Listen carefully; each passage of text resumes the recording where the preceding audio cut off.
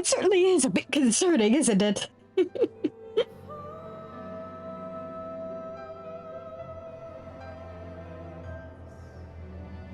You'd think things were going horribly wrong or something.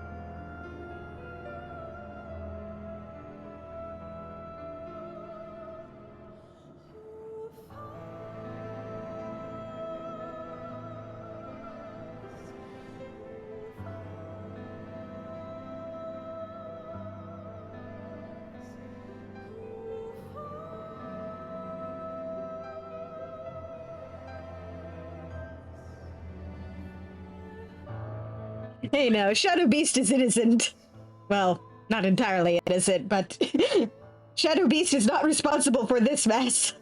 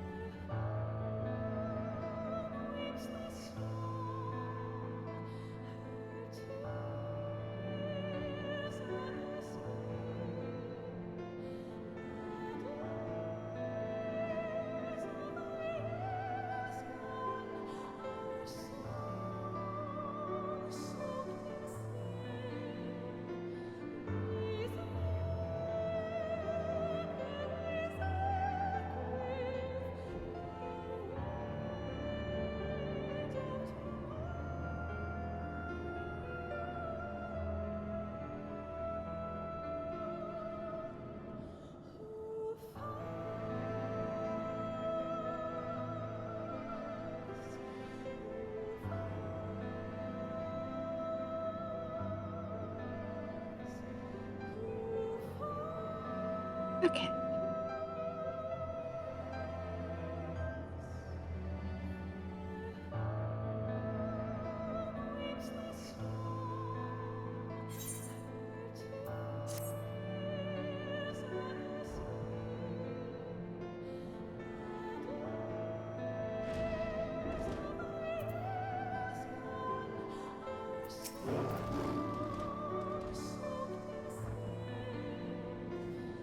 With your permission, I would make a brief stop at a XIV gate, just long enough to send the guard to Becklug's aid, you understand. Were it not for them, we would never have escaped Elidibus, much less with the spirit vessels. Though mine fell into our foes' clutches, Becklug gathered up the rest at great risk to themselves. I must see that they are safe before we press on. Enough good people have given their lives that I might fulfill my duty.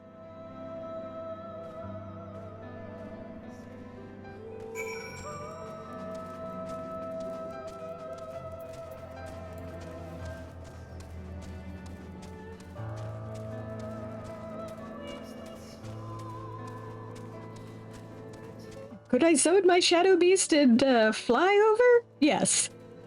Do I want to run for the drama of it all? Yes. Swear to God, if you attack me.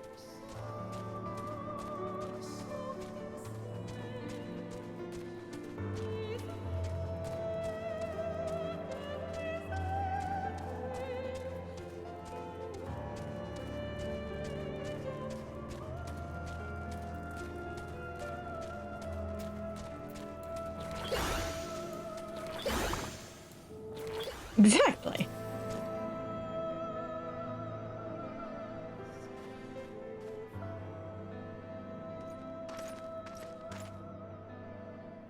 Warrior of Darkness, Exarch, forgive us this paltry greeting. We were not notified of your coming.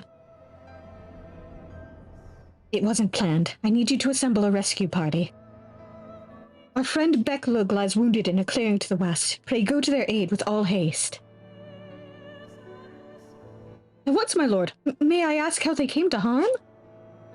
There have been reports of enemies in our midst, specters who appeared after the star shower. Do they have something to do with it? Yes, the man who attacked Becklug is also responsible for the star shower and the appearance of the specters. I have no time to explain, but know that the individual in question does not seek to do indiscriminate harm. If you do not bar his servant's path, they will not turn on you. You are to leave this foe to us, understood? Meanwhile, I ask that you alert the rest of the guard and focus on maintaining calm in the city.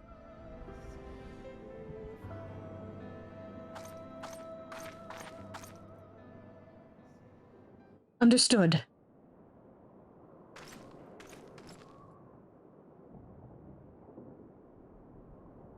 Mina!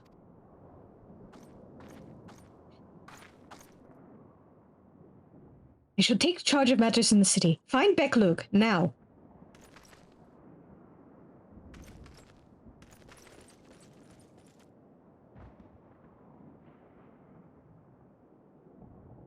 No time to explain. The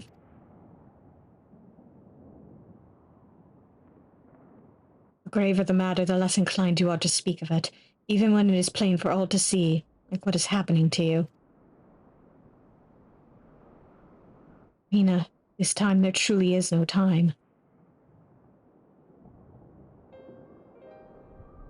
I know, my lord. For matters otherwise, I believe you would even be willing to speak of your past if pressed.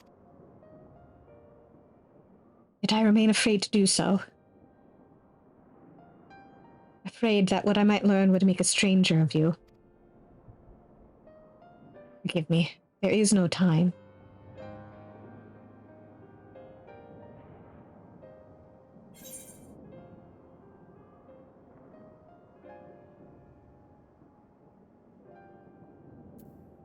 Perhaps a few words are in order.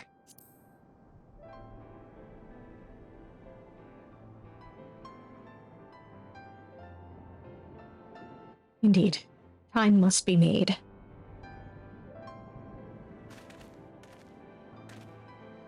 Nina, do you remember the time you got lost in the tower when you were little, and I searched for you for hours on end? And the cake I baked for your 10th name day.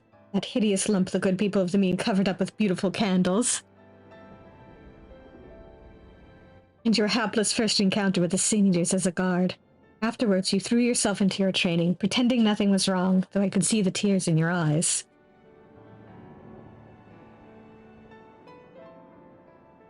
All these moments that we shared, all the feelings that accompanied them, they are as real as aught that came before, and nothing will ever change that, will ever change what we mean to one another. If I've made you worry, then I beg your forgiveness. Heavens know you deserve better. Through the darkest of times, you have kept faith with me, standing tall as a proud daughter of the Christarian, as an example to us all. I count myself blessed to have had you in my life, and I want you to know that.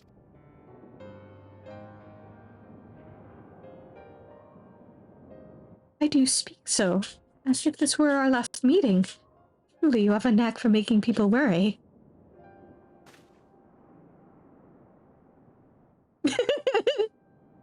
Besides, it is you who are an example to us all. You who have led us through countless trials, and you who will lead us through countless trials to come. So go, my lord, do what you must, but take care.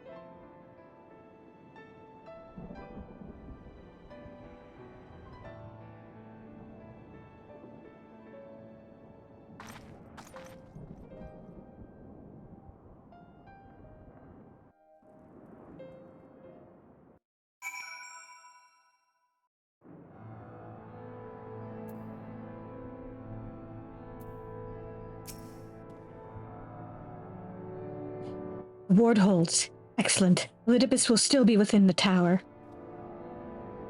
Our foe's sole purpose is to destroy you, and to that end he has summoned heroes from other reflections, empowering himself with their hope even as they occupy your comrades. You will not best him as easily as you did in the depth. By any measure, the odds are now stacked firmly in his favor. To it, spare no preparation, my friend. I shall lift the ward only when you are ready.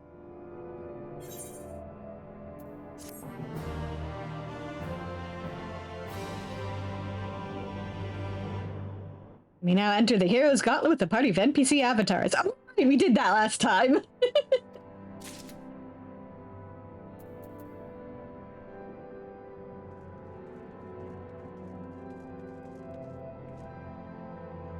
I find myself momentarily torn between, do I want to do this as Picto or as Sage?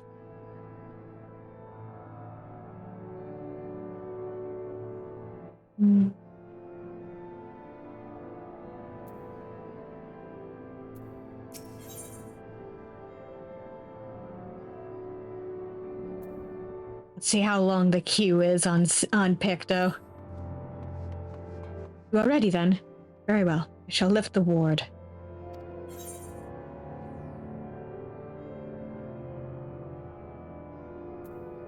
You know, it wasn't so long ago that I watched you seal the place up.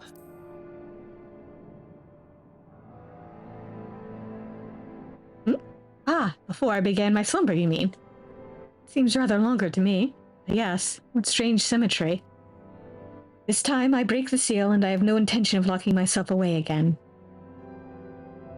Nay, together we will enter, and together we will leave, in triumph. So come, my friend, let us be about it.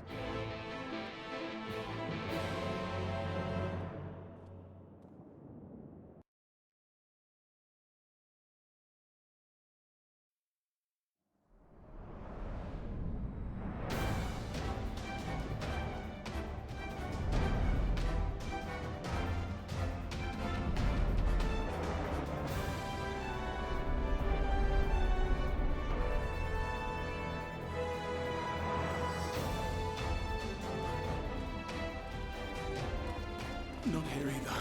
We must keep climbing.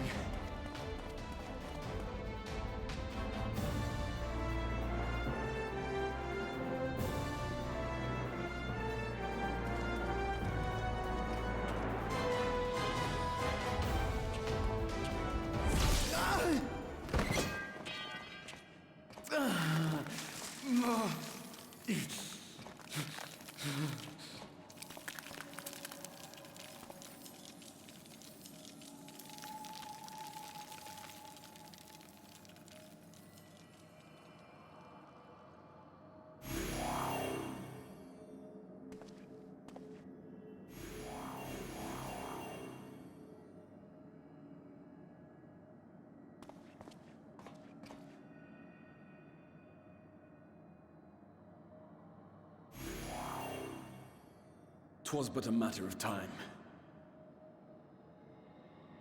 I cannot keep up with you, nor will it avail us to make a stand here. You must go on without me. Find Elidibus and stop him.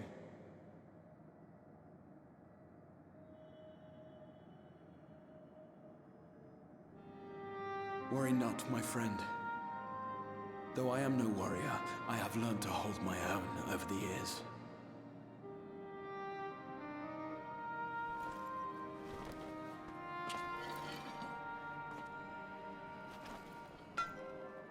When first we explored this tower, you and your fellow adventurers formed the van, while I was left to follow in your wake. Suffice it to say, I was not best pleased with the arrangement. How I wished that I could join you.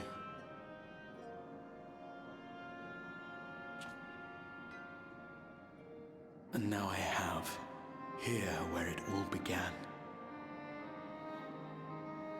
I was right to trust in you, and the power of your legacy, of your name, to let them guide my every deed.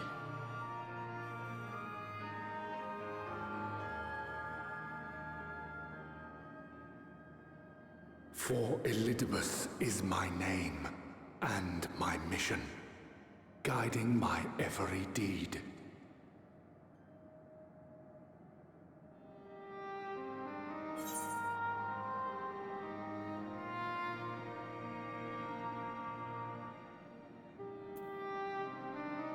Why me?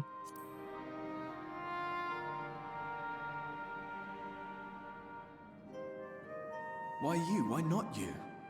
Had I chosen another, we would never have made it this far. Or do I mistake your meaning?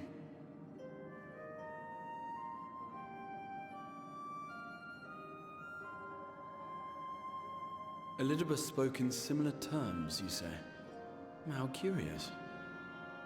To answer your question, then, I made my choice for reasons which seemed obvious to me, but may not to any other. There were the expectations I placed upon myself before beginning my slumber, and the expectations of those who roused me. Of course, I had the choice to turn my back on a lot of it, but in the end, it was no choice at all.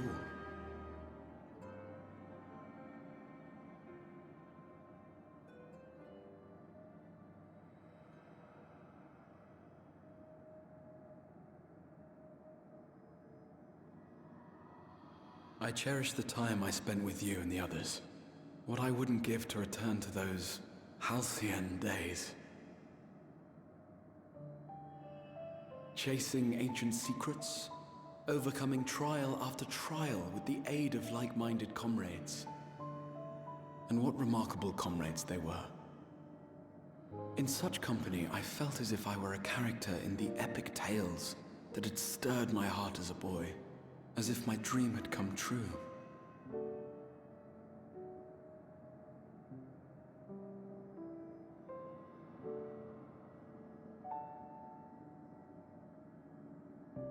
It hadn't, of course, for I was no hero. Neither then nor after. Though the world to which I awakened and the first were beset with myriad problems, I rarely knew how best to play my part. There was, however, one thing of which I was certain. That I could not bear to let those dear to me meet a tragic end.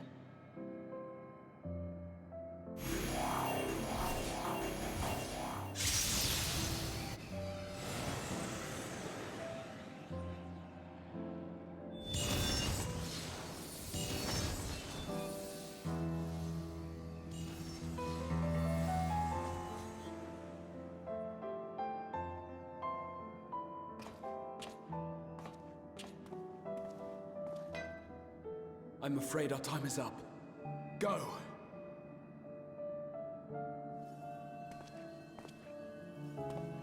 Rest assured, you haven't seen the last of me. I wouldn't dream of playing my trump card save in your presence.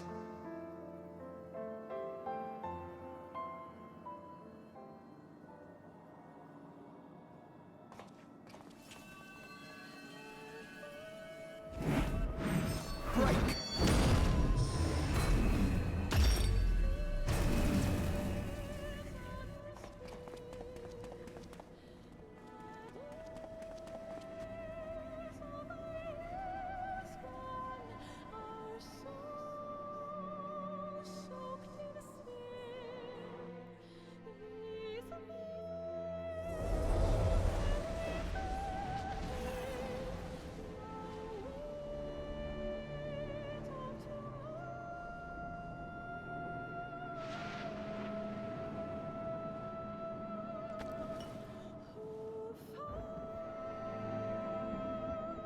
memories of a possible future.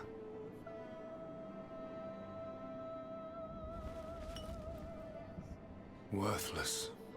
All. Worthless as memories of the only past. Fated to fray and fade into oblivion. Leaving naught but a gaping void.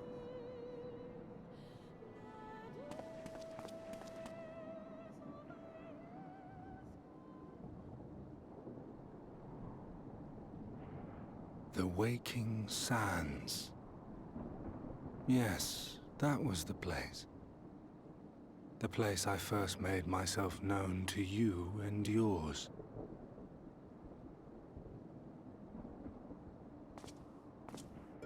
The Seventh Rejoining had left the realm listing dangerously towards darkness, and events were unfolding that threatened to push it over the brink.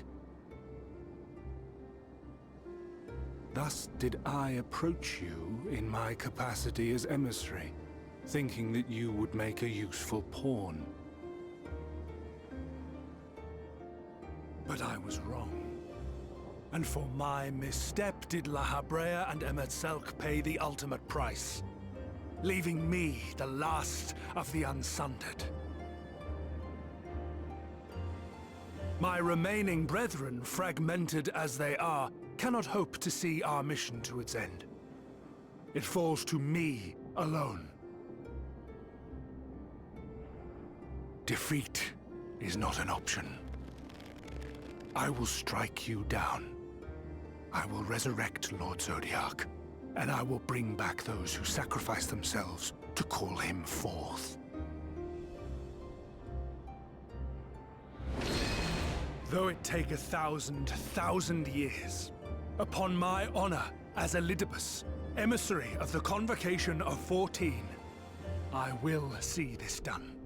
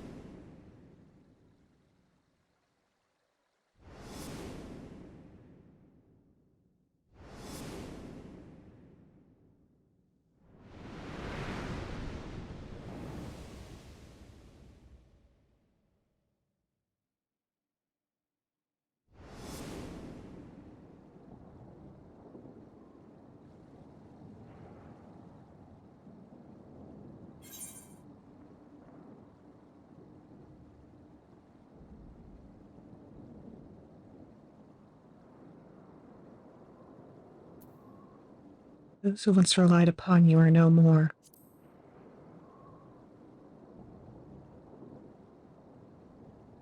What of it? I have my mission. I am Elidibus, and it is my duty to steer mankind and the very star upon their true course. This I swore to someone. We spoke, and I swore. What? What did I...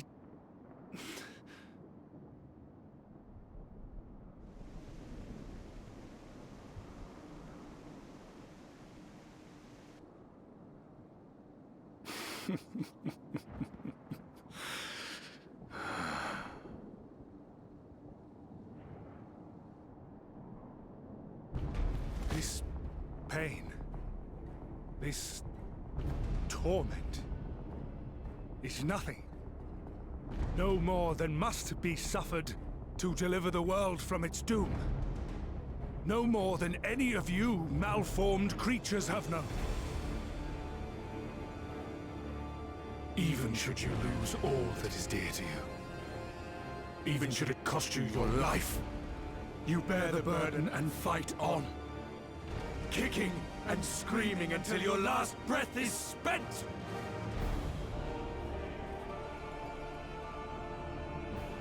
Aye, it's true. We've lost much and more. Known unimaginable suffering. But through it all, we never, ever forgot what was dear to us. And that's what gave us the strength to carry on.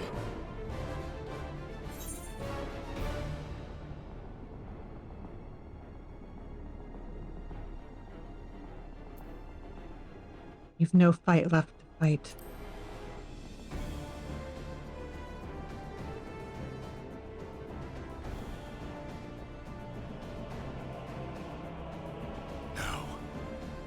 No. It will not end here.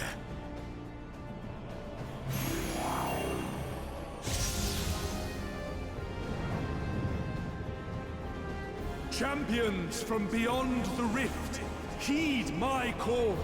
The time is come to deliver your brethren from darkness.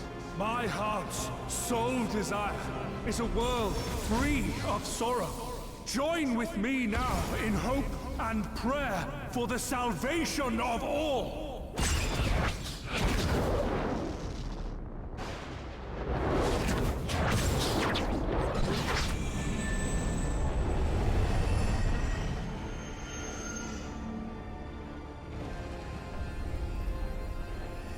If you would usher in the end, then with my all shall I oppose you.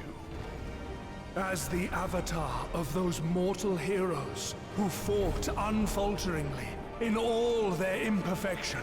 As the warrior of light incarnate. Come, warrior of darkness. Let us finish this.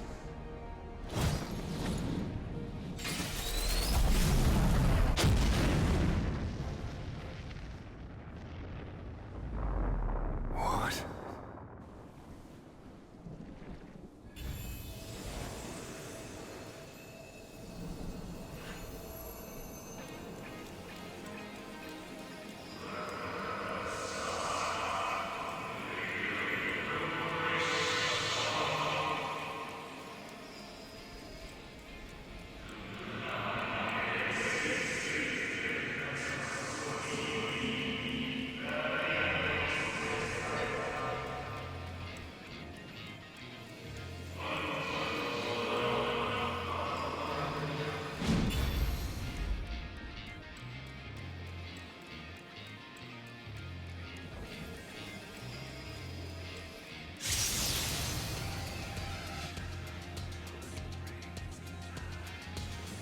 An invocation of Eld.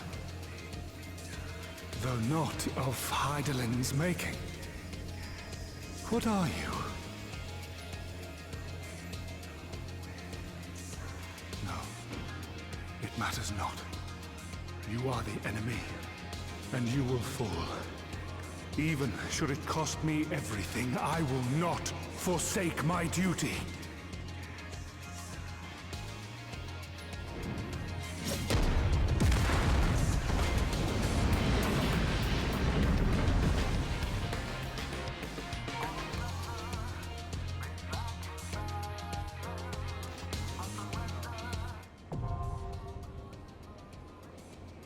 Yeah, they never seem to think the obvious answer that we're the protagonist.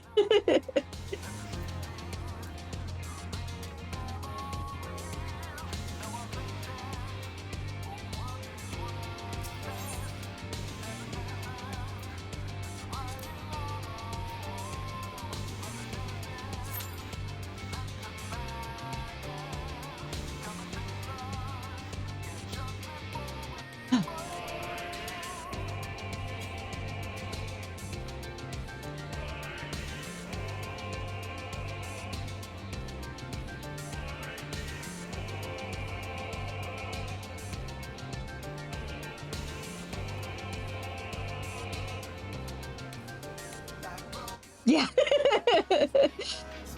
Hold on a minute, we need time for the call to actually be picked up.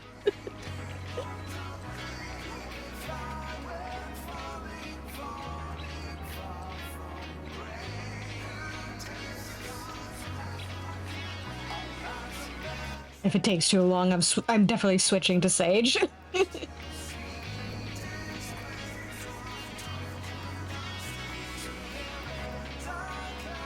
Which, by the way, I've managed to catch up to 80, so... At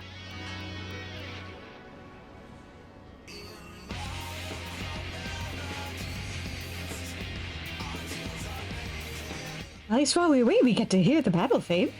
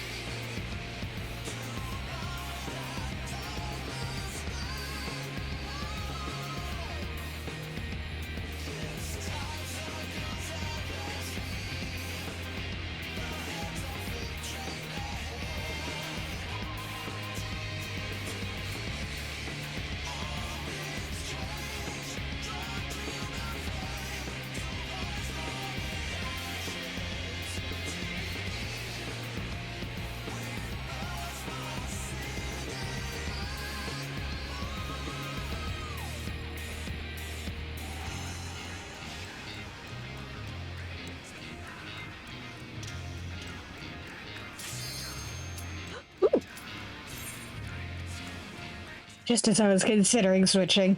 For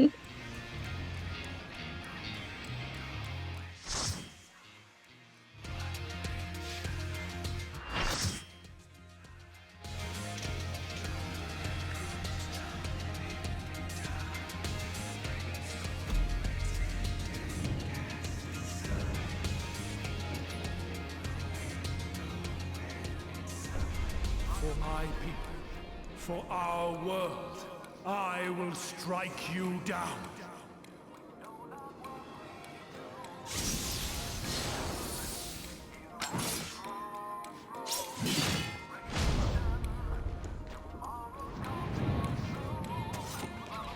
Hey, another picked up.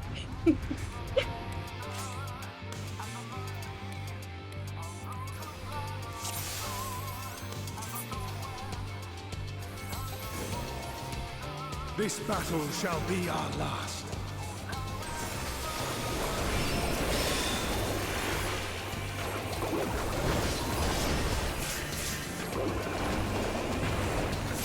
Howie.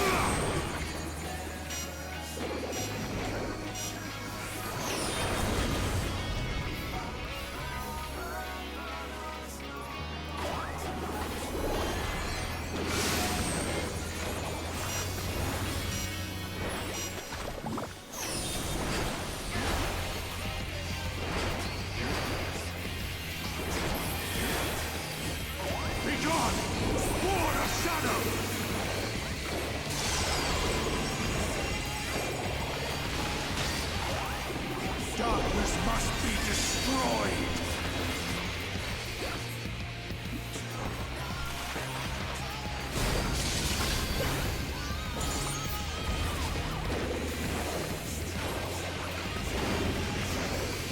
Gleaming steel!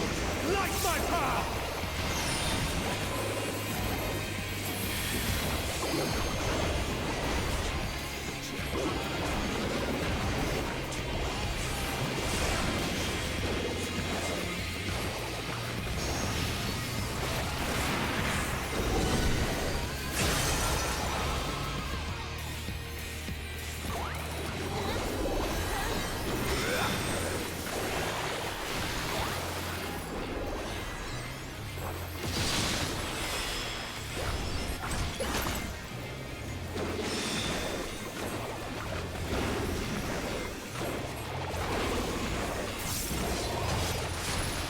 Yep. Uh-oh.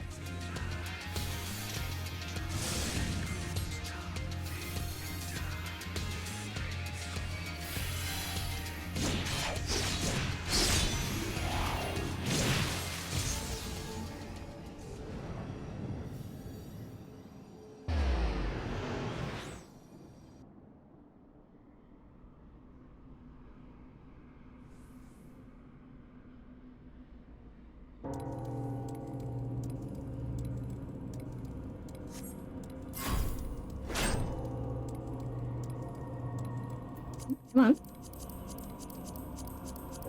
Come on.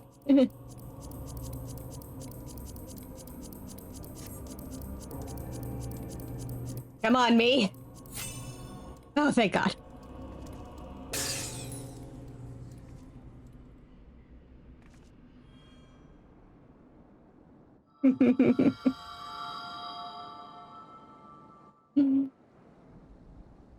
Would have been embarrassing if I'd fucked it up.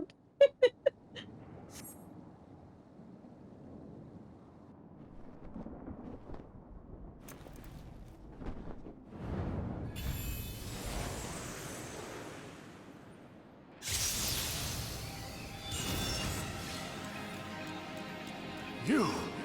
It cannot be!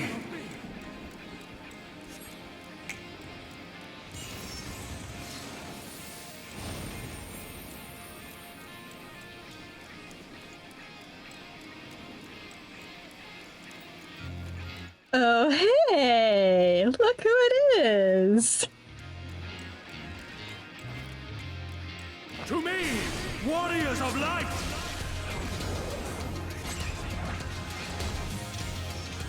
I am salvation given form.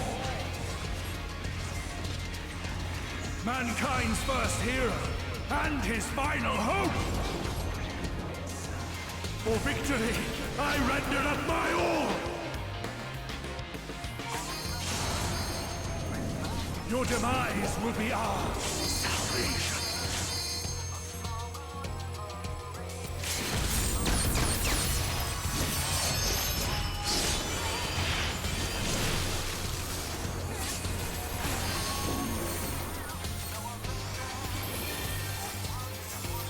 You still stand, then.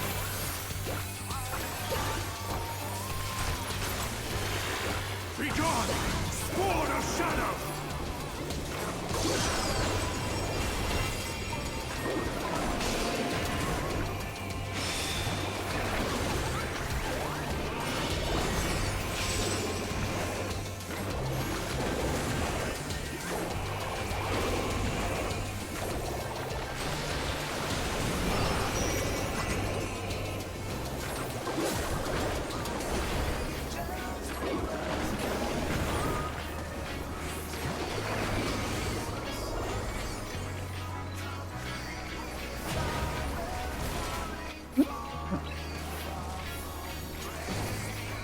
Darkness must be destroyed!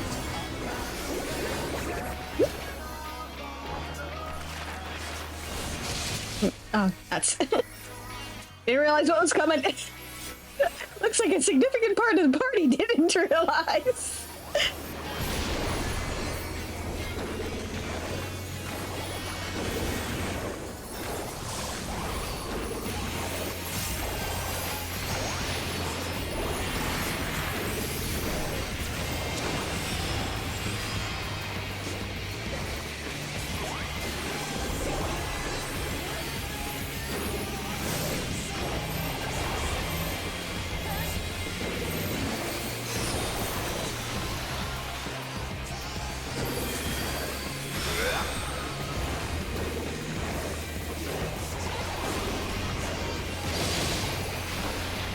Nope.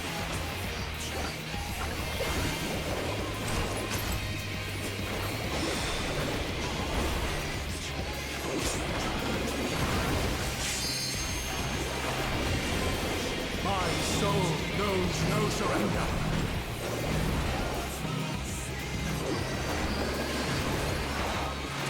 Ow! Oh, grant me strength!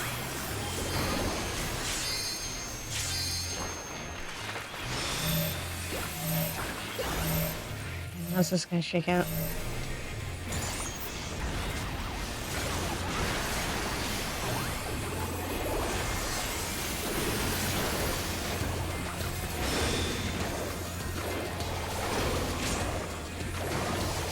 Pulling out all the limit breaks over here.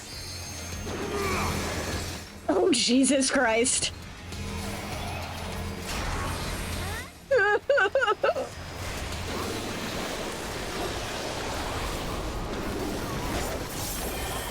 Gleaming steel, light my path!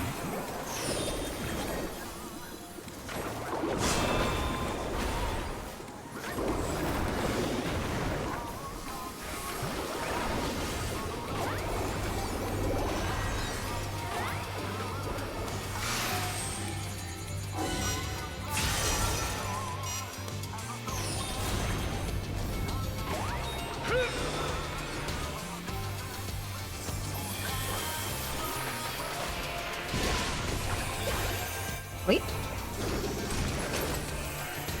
Be gone! Man, why'd you interrupt me?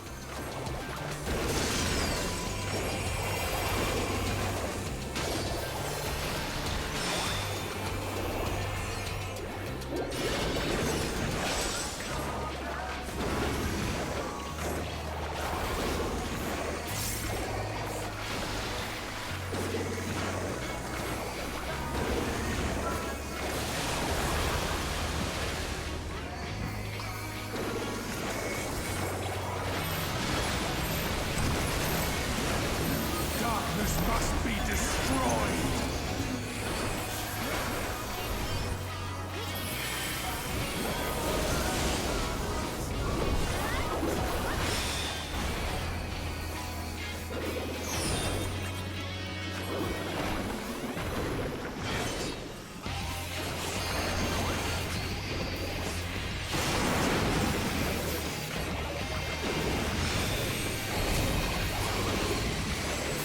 Man, why can't I do that as a summoner?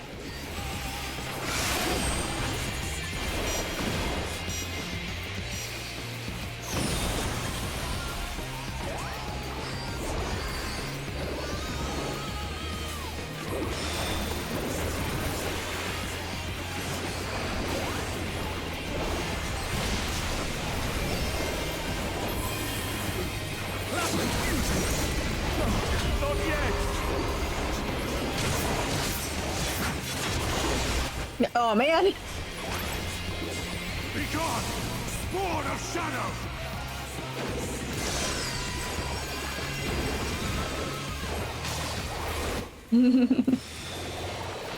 Man.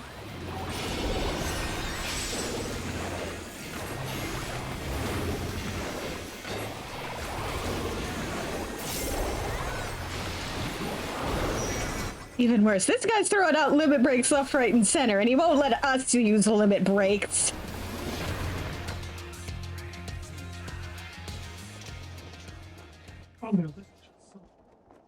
No, I cannot fail. I will not.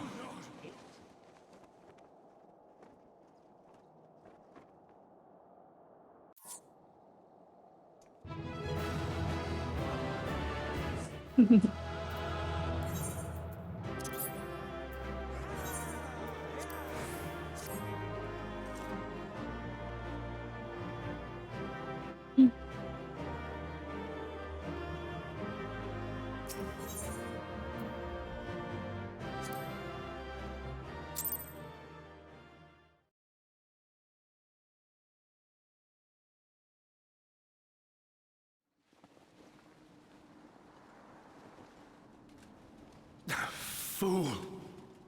You have achieved nothing. I am immortal, yet I will never surrender.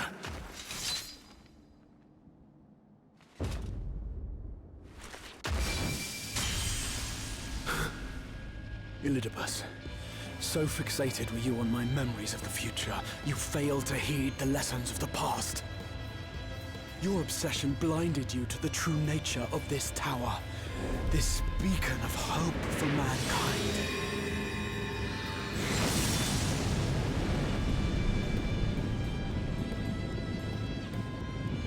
Created to serve as a reservoir for the limitless energy of the heavens, to harness and bind the boundless, not unlike white auracite.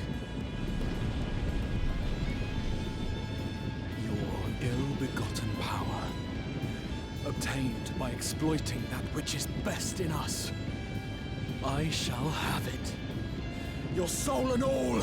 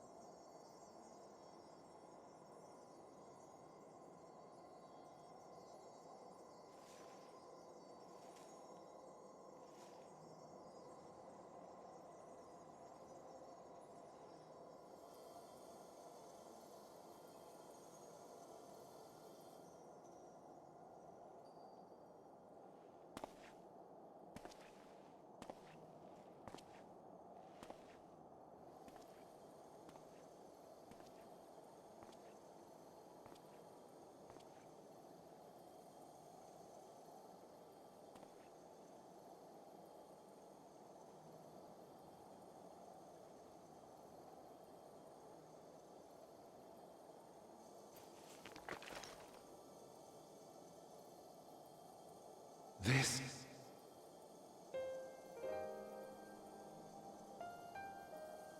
Yes. I would become him. I would save everyone. This, I believed. Yet still they cried out in rage and despair. Divided over the fate of the star. A rare occurrence, always fleeting. But not this time. Not this time.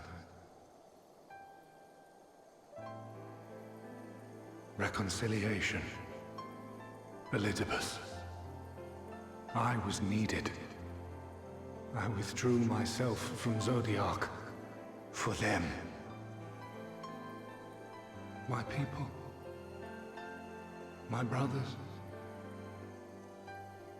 My friends. Stay strong. Keep the faith. At duty's end, we will meet again. We will. We will. The rains have ceased, and we have been graced with another beautiful day. But you are not here to see it.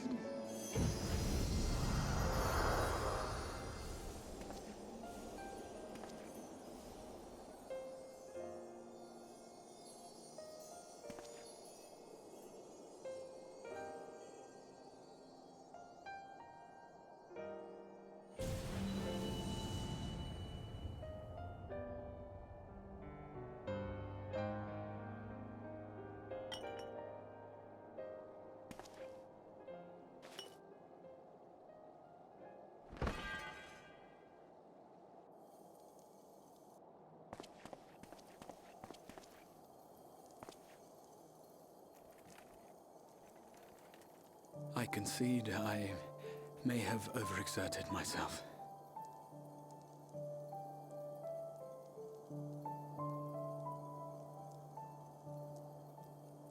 Steady now and listen. I told you before that I had a plan, and that when all is said and done, I would ask a favor of you.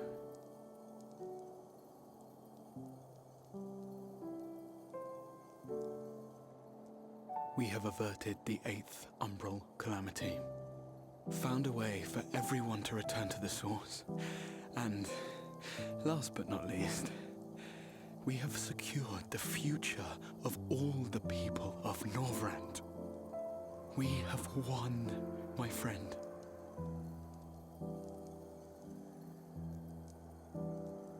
So, I hope you'll forgive me this moment of selfishness, and while I wouldn't want you to feel obliged,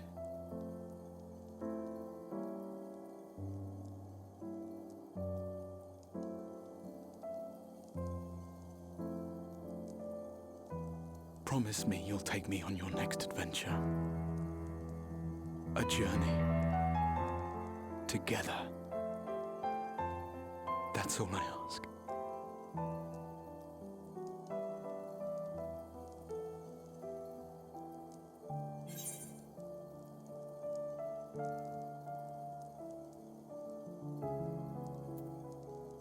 You could have asked me earlier.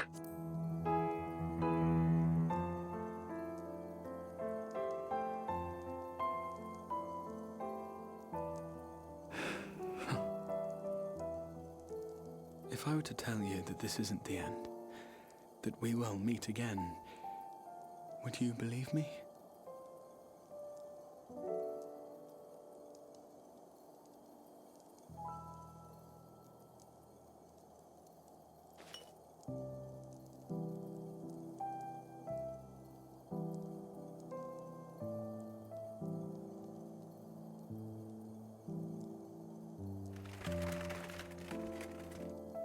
Thank you.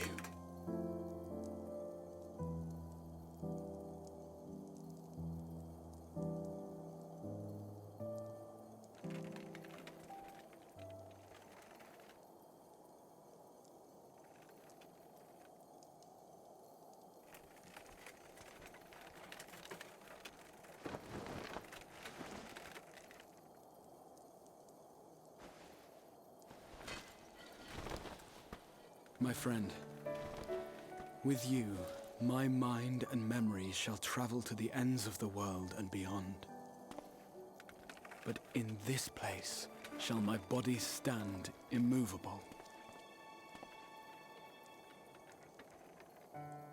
May it serve as an undying promise, not only to those who look to me for leadership, but to any soul who has known despair, that hope is everlasting.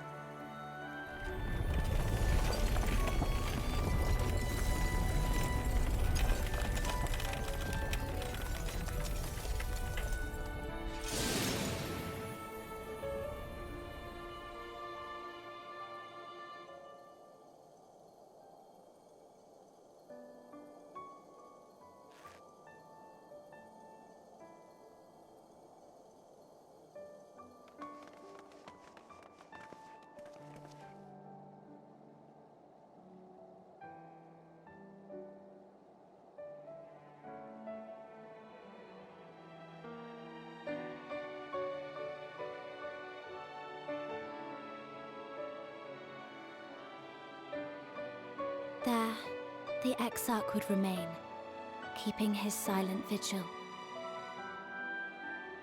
When the Scions were not released from his summoning spell, we proceeded with the plan to return them to the Source. The Warrior of Darkness, however, retained his ability to traverse the two worlds at will. And in time, the Crystal Tower became a symbol of his link to the First, and of hope.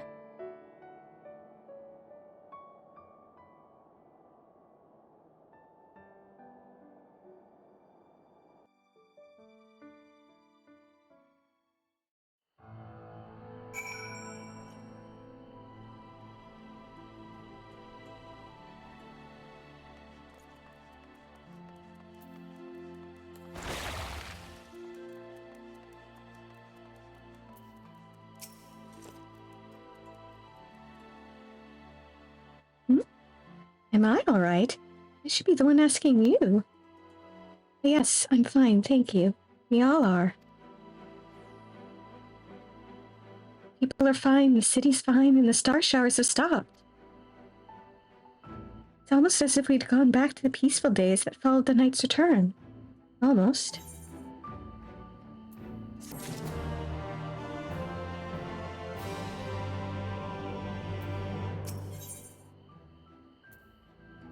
Shola's eyes seem to be staring into your very soul.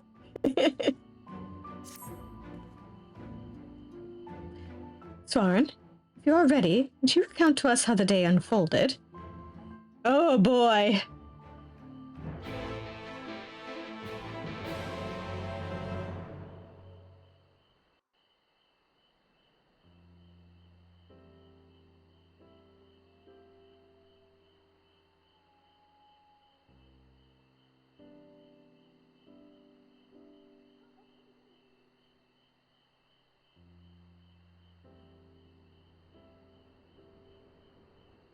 So you reached out to Elidibus at the last, and his heart was moved.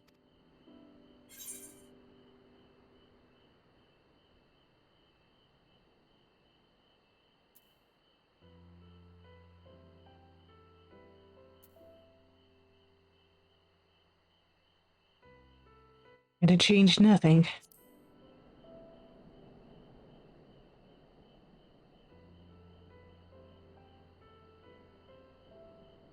Perhaps not. Ultimately, you had no choice but to strike him down. But the important thing is this. Though violence proved unavoidable, you did at least come to understand your foe. And in knowing his hopes and dreams do we best remember him. him and his legacy. So long as they remain unforgotten, the love he and his brethren bore for one another and the star may yet be rewarded.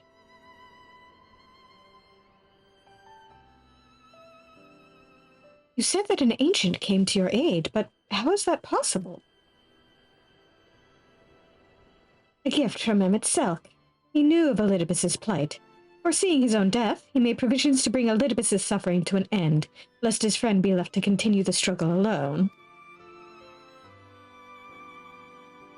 Or so I wildly speculate. It is unlikely we will ever know the truth.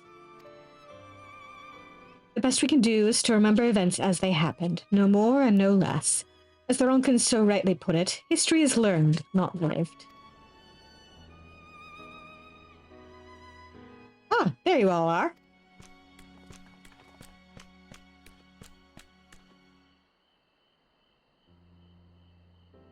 My friend, we were given to understand thou wert injured. Shouldst thou not be abed? Lie down at a time like this? Don't be absurd. I would have come sooner had the guards not made such a fuss. Now, tell me what's happened. Where is the Exarch? Oh, boy.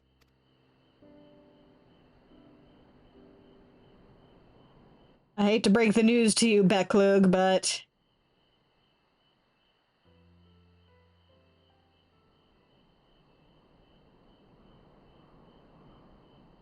see.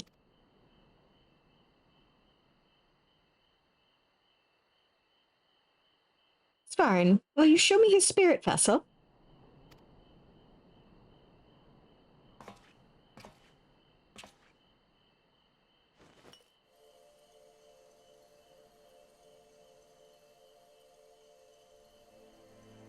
Yes, both his soul and memory seem intact. Good. Unlike the others, his aether was not highly charged, and so it did not seem necessary to employ a familiar for the imbuing, but I needed to be certain all the same. Oh, what a relief.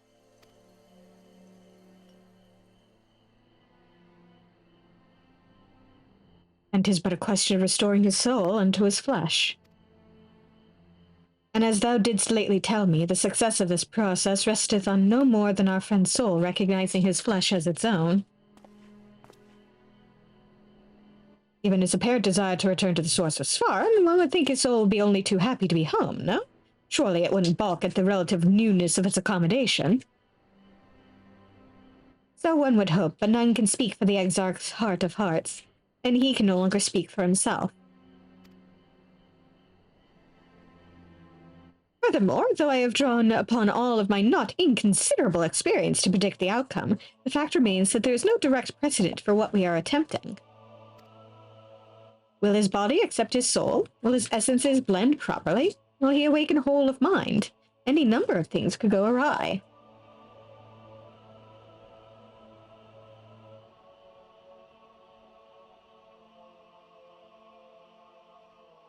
Assuming I have succeeded in tempering your expectations, I should probably add that I did ask the Exarch if he still wished to return to the source in full knowledge of the risks. A simple enough question, one will think, warranting a single word reply. Yet the answer I received was rather longer than that. Almost comically so, in fact. Regardless, out of respect for the man, I shall attempt to recite it with a certain amount of poetic license. Ahem. As I grew older, the burdens I carried became ever more numerous. Burdens which weighed upon my hopes, burying them deep within my breast.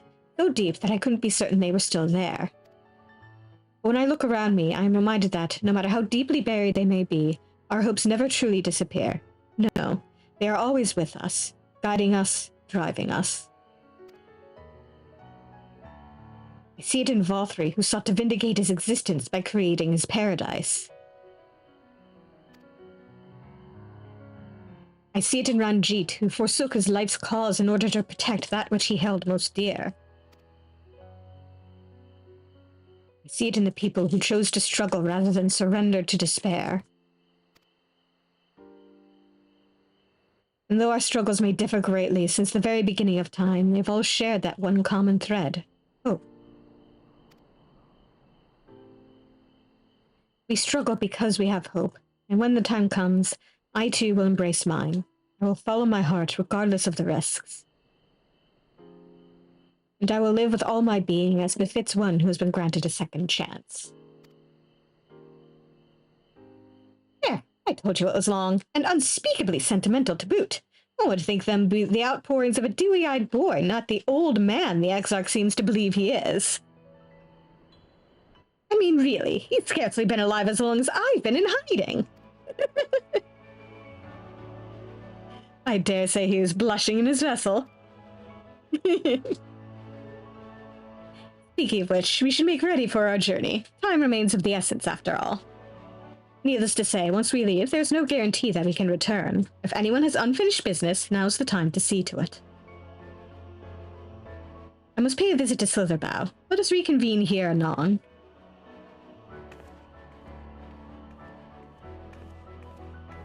There remain some few matters which require mine attention in Ilmeg. May I leave Thancred in thy care, child?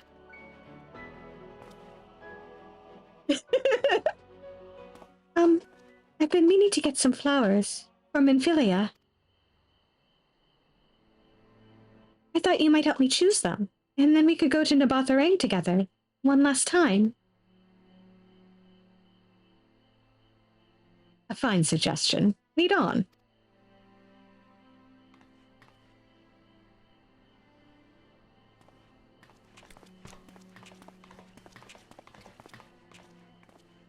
It's back to Yulmore for me. Amongst other things, I owe the mayor an apology about his airship. I assume you have places of your own to be, Alize. I shall see you later.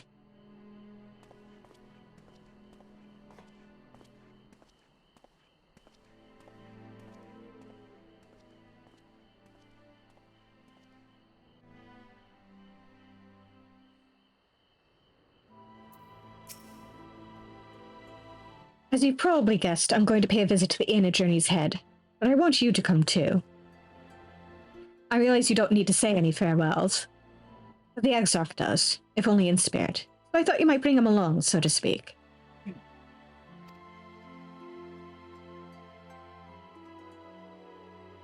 I'm sure he'd love the thought of being lugged about on his hero's back. Well, let's be off, shall we? I can't wait to see how Halrick's doing.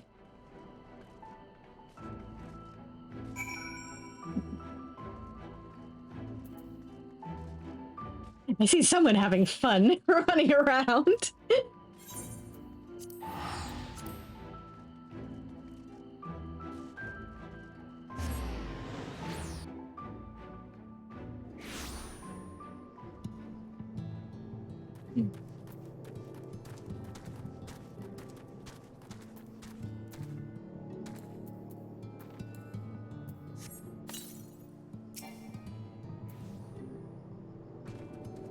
Halrick? Halrick? Oh gods, don't tell me he's wandered off again. Quickly, Svarn, we have to find him. Well, Elise, I didn't see you there. We were literally standing right in front of you, my dude. If you're looking for Halrick, he's gone for a walk with one of the others. They were planning to visit the graveyard, if I'm not mistaken. Well, that's a relief. Shall we adjourn to the graveyard, then?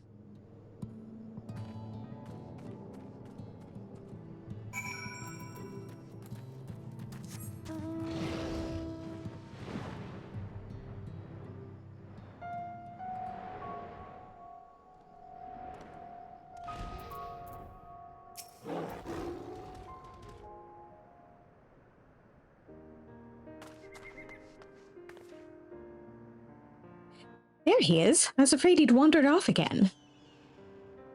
Oh, there's no need to worry. Halrick's safe and well. He's been showing good progress and likes to go for walks of late. Though its steps usually bring him to this particular spot.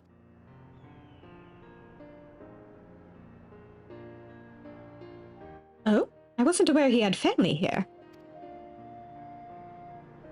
He doesn't. It's Tesleen. Her sword, that is. He buried it here in her honor. Oh, he remembers. What brings you back so soon, out of interest? I didn't think the next round of treatments was due yet. No, it isn't. Look, I realize this is sudden, but I've come to say goodbye. It's time for me to return home. Rest assured the treatments will continue. Beck Lug will come to oversee them in my stead. I see. You did mention that you and your friends were searching for a way home. Needless to say, we'll be sorry to see you go, but I know everyone will be happy for you, truly. Happy and grateful. You've done so much for us, achieved what none of us dared hope was possible. We'll see to it that your good work continues, and that no more poor souls are buried here before their time. Rest easy, and take care. We wish you every happiness. Thank you. I will miss you all.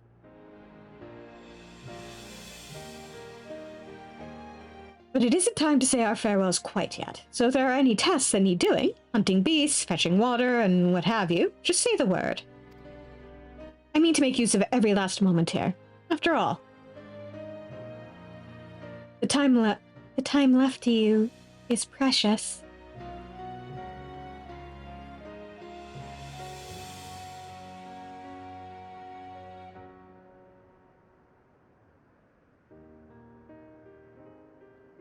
That's right, Halric.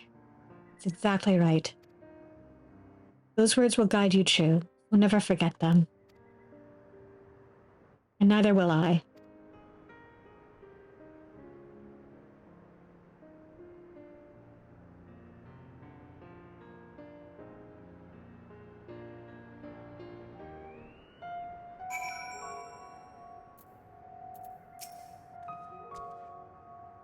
What? I'm not crying. I just have sand in my eye, that's all. As I mentioned, I mean to stay here as long as possible. In the meantime, perhaps you could go and look in on the others. Alfina, for instance. Anyone is crying, it will be him.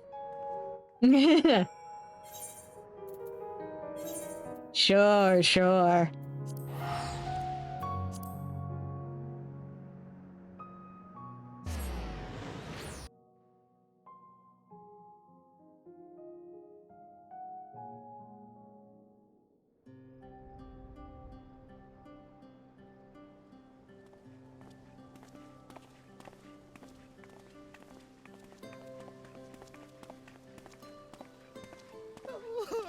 Oh, Alpha, no!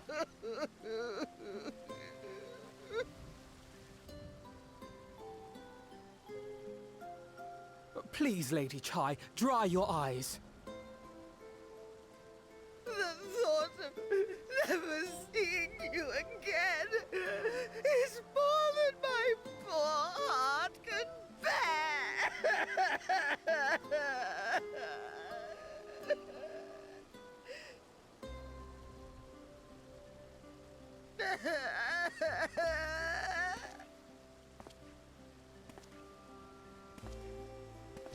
Oh, it's you.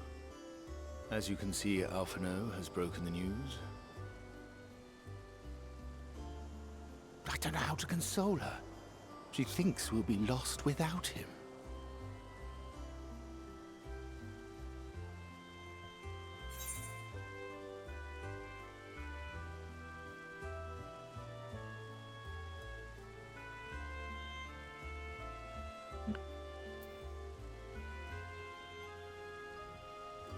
You're certainly well loved.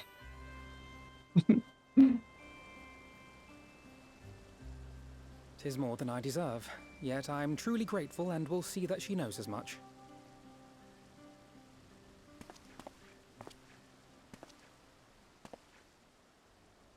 Lady Chai, I have a confession to make.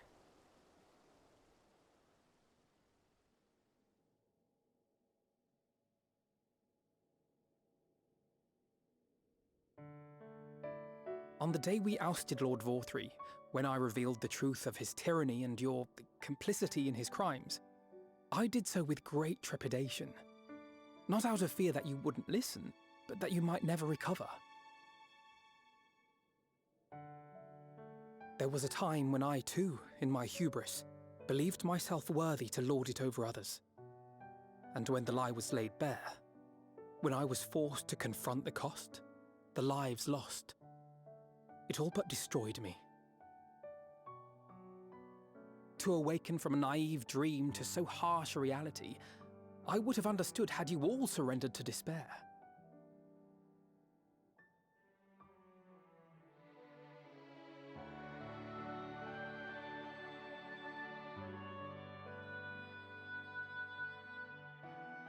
But you didn't surrender. Far from it. You picked yourselves up and rose to the challenge.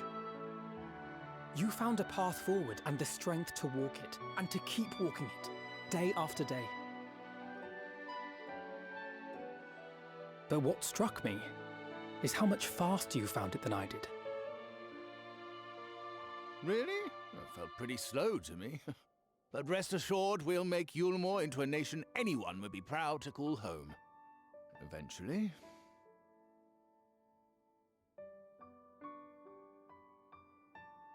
You can still come and go as you please, I believe. When we have good tidings to report, I may trouble you to be their bearer.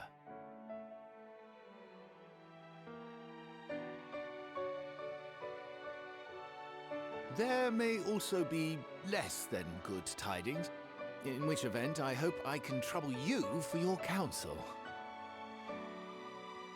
I should be honored to provide it, Master Chai.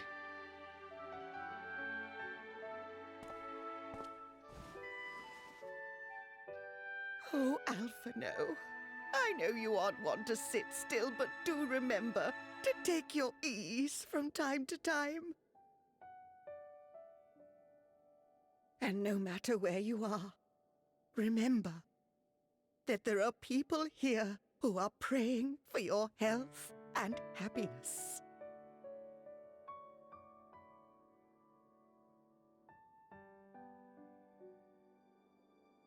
Our brave and gentle artist, you have our love, now and always.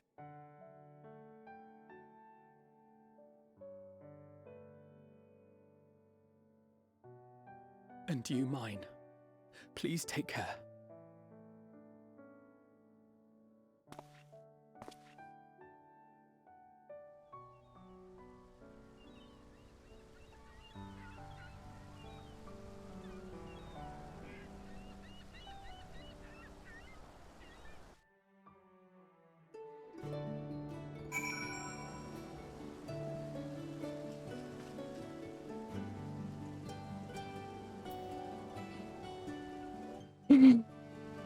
Man, Alfina, you just keep adopting new family members left, right, and center.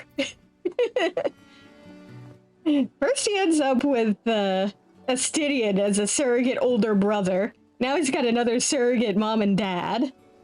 The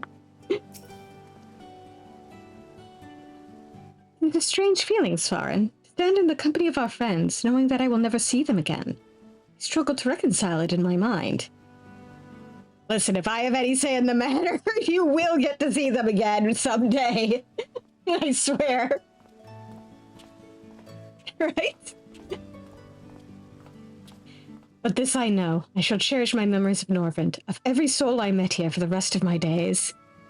And I shall look forward to your tales of their endeavors.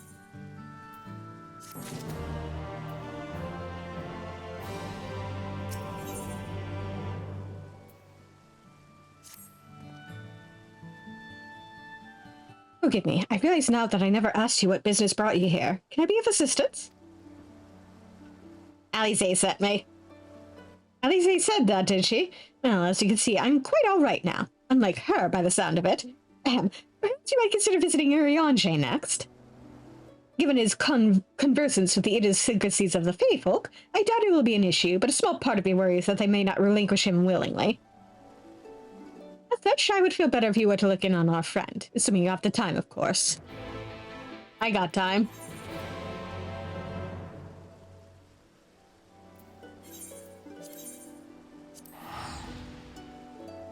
Man, I am so glad I stocked up on Aether 8 tickets reports beforehand.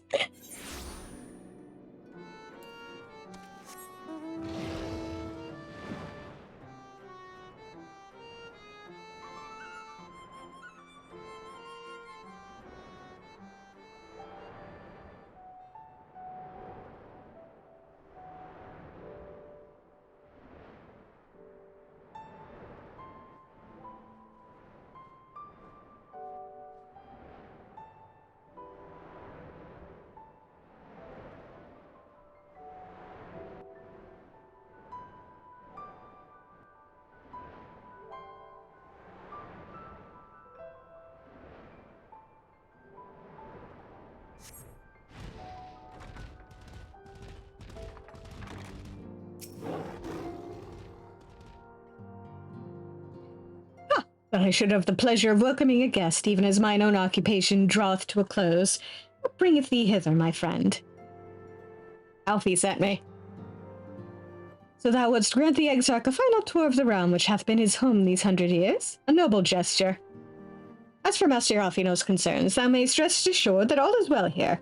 Far from detaining me, our Fey friends have agreed to assist in the transportation of these tomes unto the Cabinet of Curiosity. Not more remaineth to be done. Regardless, 'tis well that thou didst come, for I had been meaning to show something to thee. An object I chanced to find after thy victory over Elidibus. Oh? Though it hath lost its radiance, 'tis unmistakably a crystal of light, one that did, in all likelihood, once belong to Ardbert. Having been interred with his body, it would have remained upon his person after his possession by Elidibus. And when his mortal form was, forgive mine indelicacy, consumed by thy foe to fuel his transformation, I posit that the crystal did tumble free. Save that which doth abide in thee, it is all that remaineth of our friend, and if thou art willing, I would have thee delivered unto Seto. I can think of no worthier recipient than he, and no more fitting a bearer than thee. As ever, thou wilt find the Amaro in Wallachdorf. My thanks, Farin.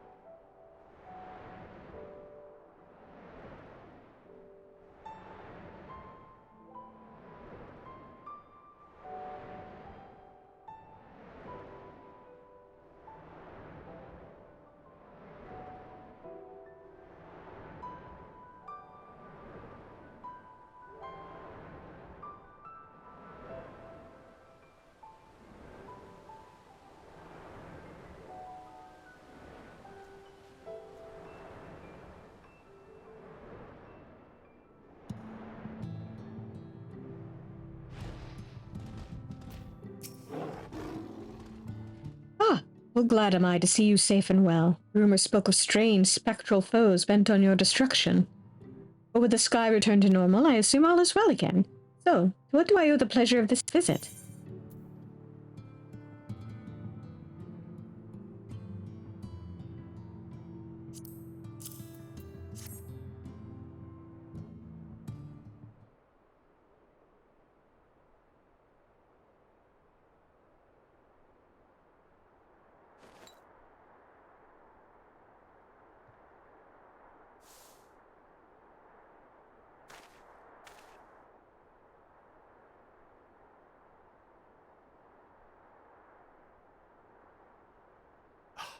Is that Ardbert's crystal?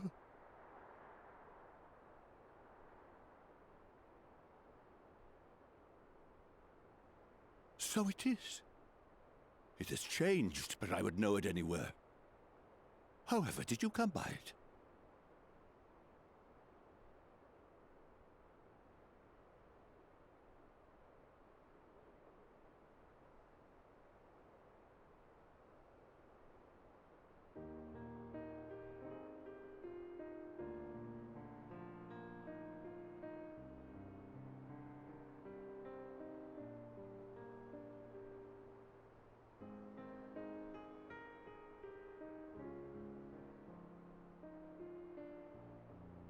Then, even in death, his enemies found a way to profit from his sacrifice.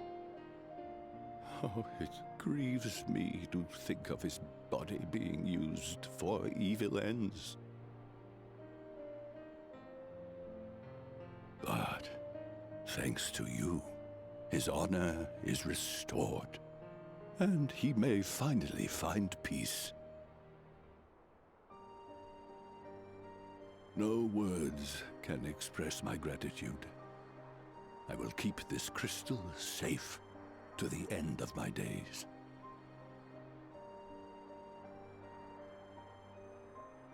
Rest easy, my friend. You have earned it.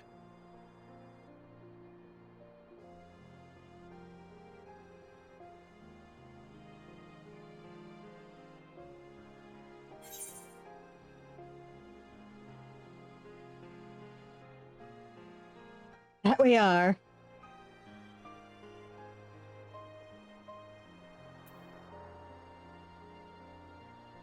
Close your eyes.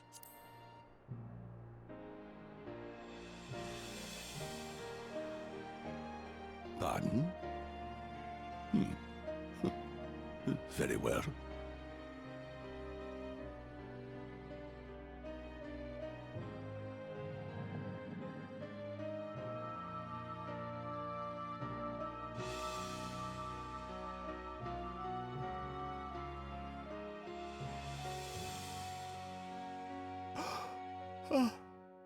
How can this be?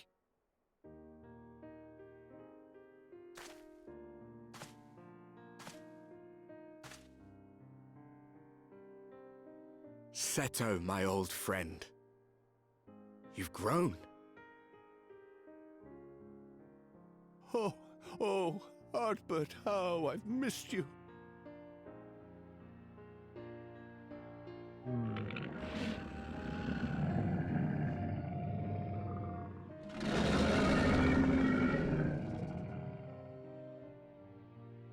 I'm sorry I couldn't keep you safe, or even console you. Had I only learned to speak sooner, I would have told you how much you meant to me, how much I cared.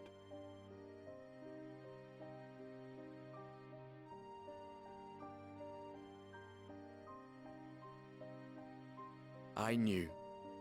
I always knew.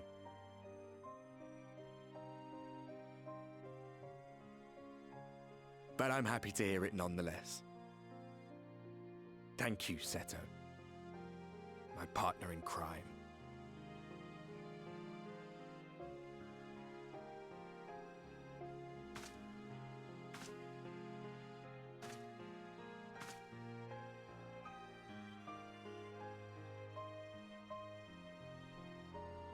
I see.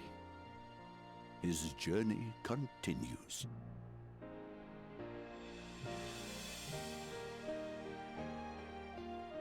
Then I will not yet bid him rest. With you, he may look forward to many more adventures.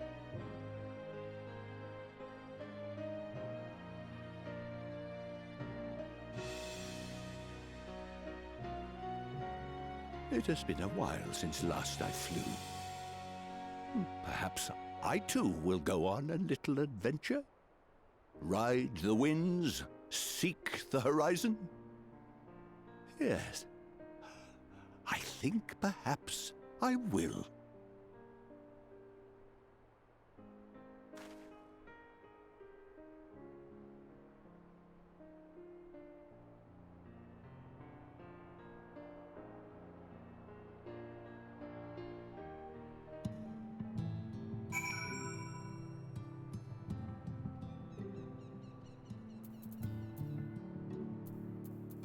Now we gotta fly back to Urianger.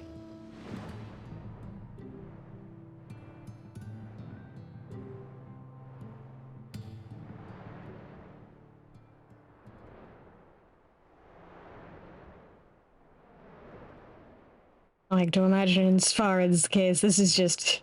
What are the perks of being a medium? You can help people actually speak to their departed loved ones.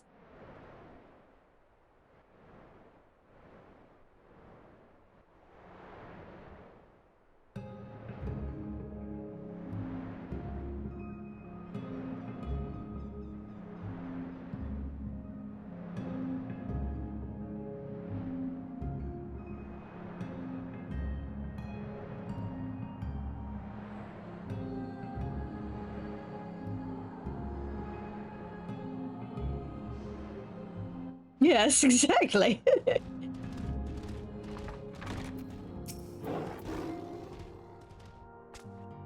Ah, thou art returned.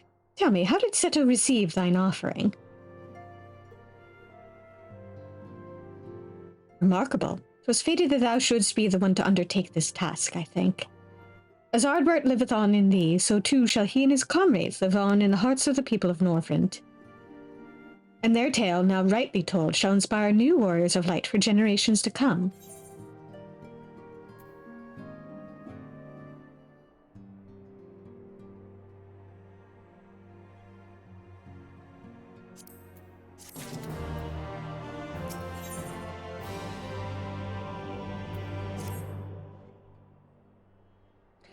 Assuming thou intendest to continue thy tour, I suggest Slitherbough as thy next destination. The task of tidying up one's abode is seldom light work, yet I suspect each shoulders is heavier than most. Suffice it to say, a pair of helping hands might not go amiss.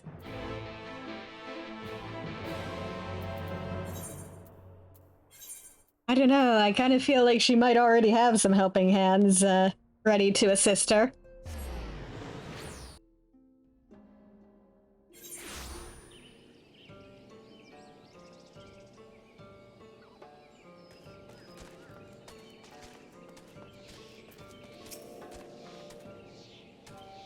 And what is this? Have you come to spy on me? Does Ariange truly think me so slovenly? The nerve! Loath as I am to disappoint, I put my affairs in order some time ago. I've even bade my farewells. To everyone save Runar, that is. He's nowhere to be seen.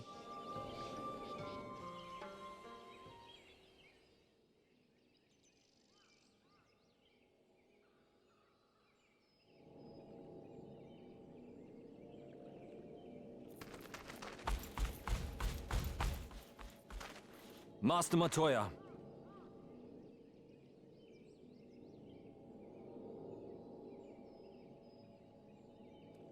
For too long I have remained silent, but no longer. I could not bear it if you were to leave. Please, stay. I beg of you.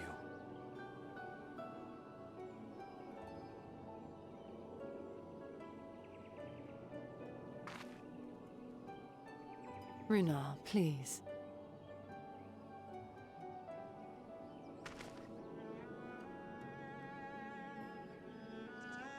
I jest. At least in part. What I came to say is this.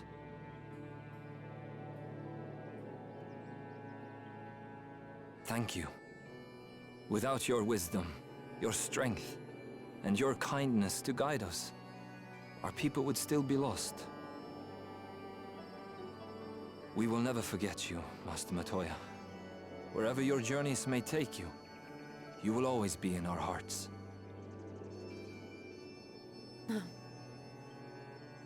And you in mine.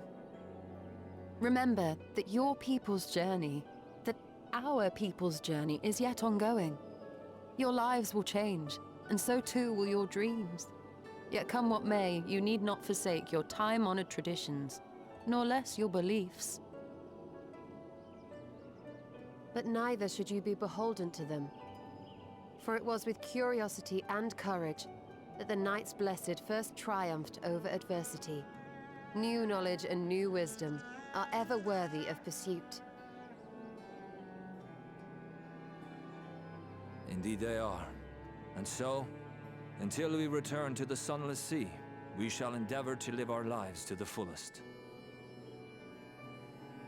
That is well.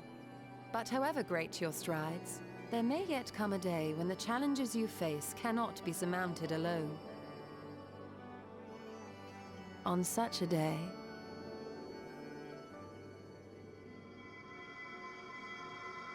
On such a day?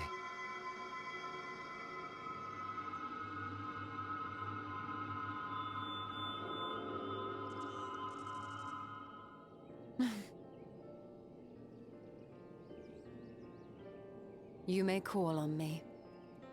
Since a means to travel between worlds exists, you can be sure I will find a way to employ it. And there remain so many mysteries here that want for solving. Master Matoya! Runar, really?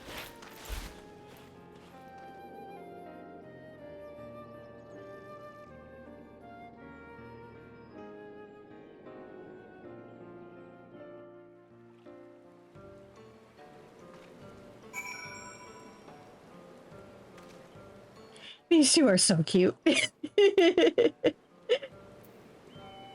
Rudar alone is adorable, but the two of them together are cute too. Honestly, he's a boy in the body of a man.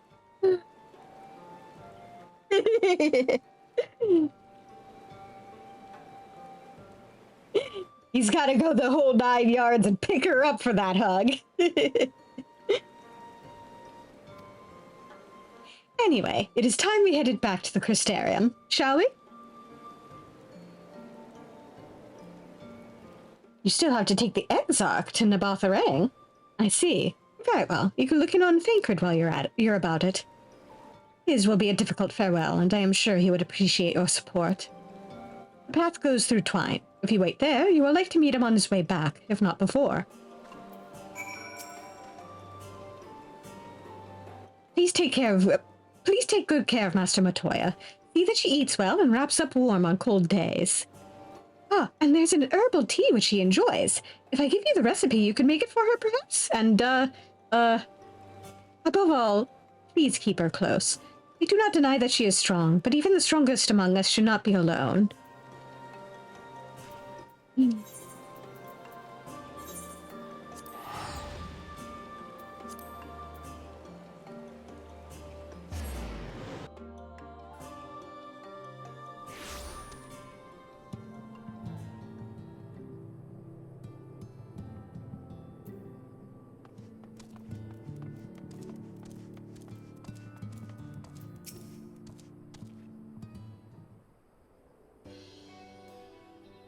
Hey, you too? What is this, my bloody name day? I see. Yes, Thancred was here. And Reen, too. They said they wanted to go to Nabatharang, so we gave them the use of the trolley. That's right, the old girl's up and running again. But we did just put her back together, mind you. No, with a little bit of help from Master Chai. We made her faster! And stronger! Oh yes, the future of trolleys is looking brighter than ever. Whispered, but I reckon it might be time. Time to reach for the stars with a trolley to dwarf all trolleys. If you ask me, we'd be better off making them smaller. That way they can fit in narrow shafts. But that's genius! Why didn't I think of that? Enough. You can daydream in your own time. In case you've forgotten, our priority is to have more working trolleys. That's why we returned to Chai Nuz, by the way. Not to make the one trolley we've got go faster. We needed help getting a few Talos back in working order, see? We were out testing them when your airship came down, as a matter of fact. You seem to have a habit of crashing things. We didn't mean to!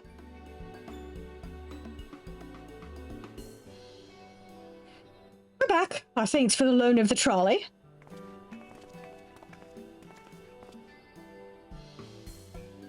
Svarn, what are you doing here? Don't tell me the others are waiting for us.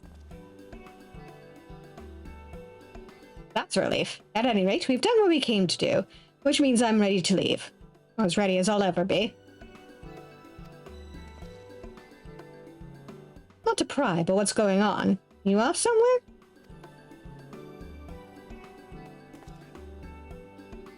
You could say that.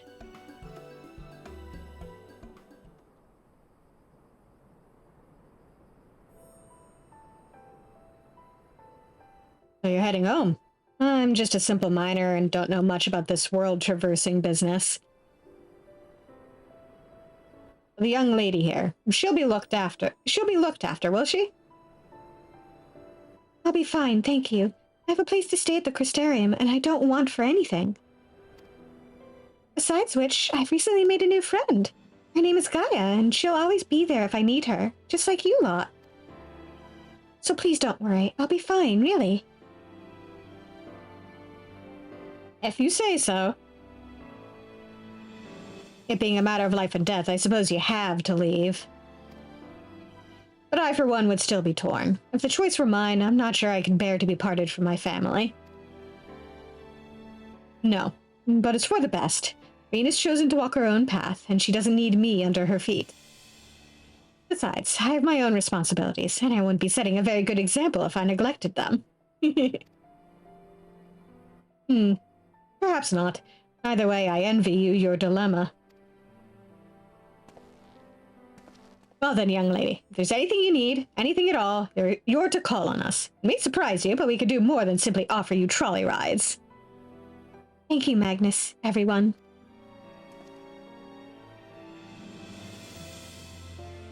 Shall we then? If you've nowhere left to visit, we can go back to the Crystarium together.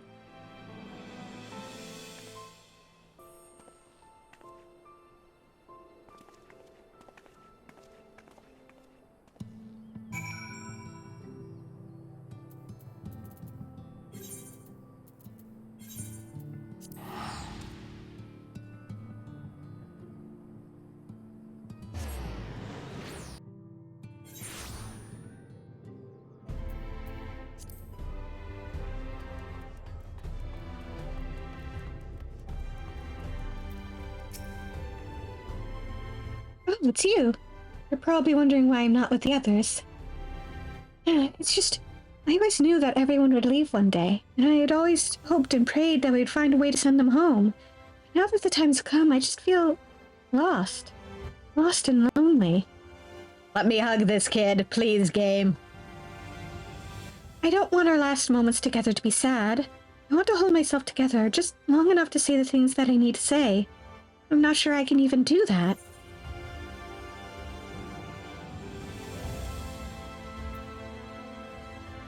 I'll be there with you.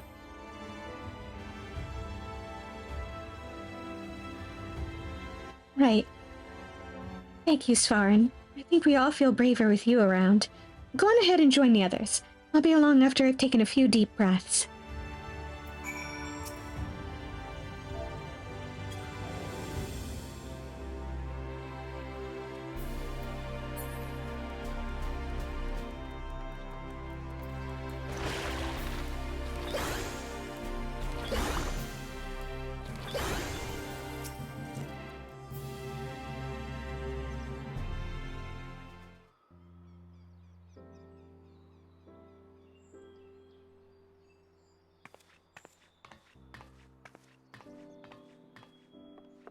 That's everyone then.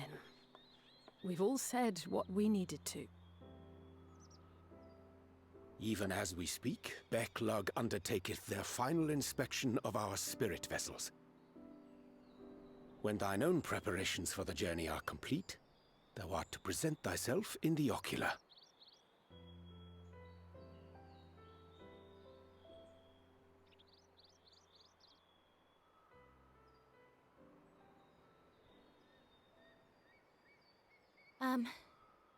Everyone?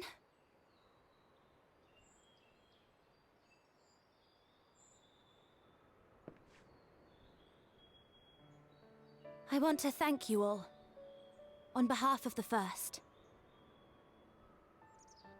You, and Minfilia, and the Exarch. Without each and every one of you guiding us, fighting for us, we wouldn't be standing here now.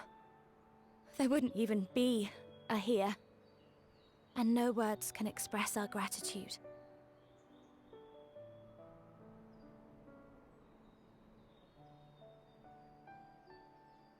We still have a lot to do. Countless trials to overcome. But if it ever seems too much, I'll think of our time together. The happy moments, and the sad. I will remember it all. And it will give me the strength to carry on without you.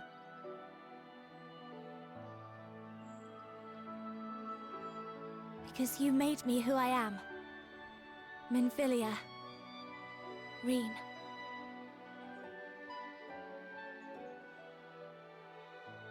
To honor these names and these memories, I will stand with all the people of this land and strive for a better tomorrow.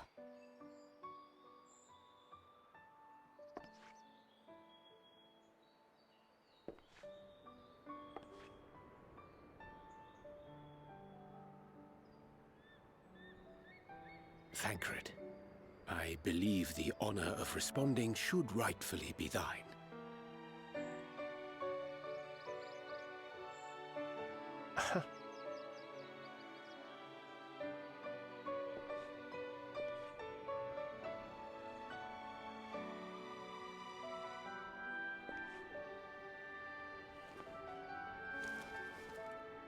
I know better than most how much you've grown, and I have every confidence you'll make your people proud.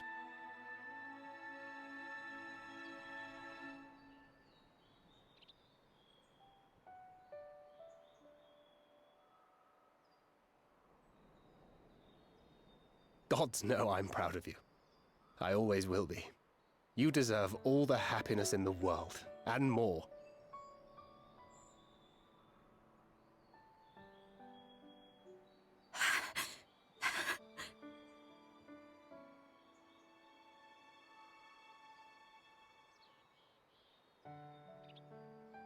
Might we also say a few words?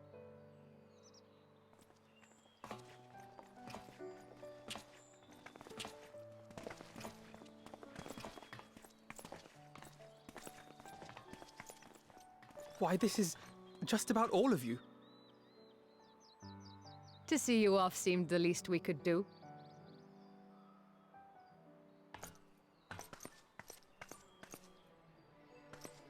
You risked your all for us, fought for a realm not your own. Before you came, we had never known the beauty of the night sky. Or the joy of your company.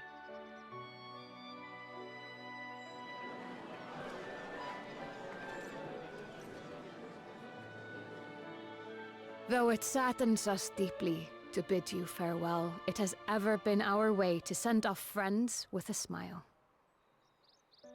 Wherever your road should lead, we shall pray for your safety. And following your brave example, we shall continue to fight for the Crystarium. With or without us, you've always taken good care of this city. I don't doubt for a moment you'll continue to do so. Aye, a more resilient people we have never known.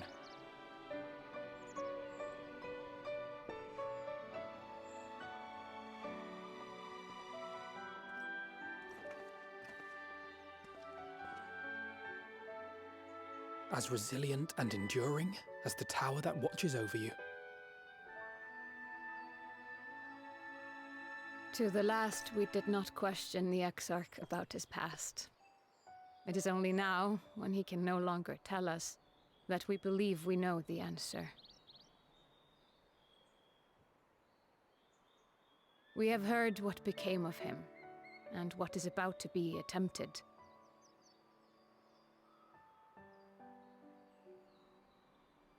All will be well. Of this we are certain. How could it be otherwise, when every soul in the Crystarium is praying for it with all their heart? And so, when our Lord awakens, I bid you give him a message. Tell him he needn't worry about us. That he need no longer hide who he truly is.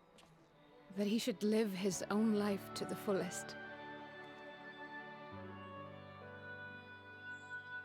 And that if he should ever find himself reminiscing on the past with a smile,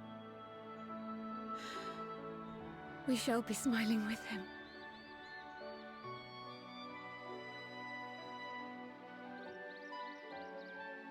Will you tell him this?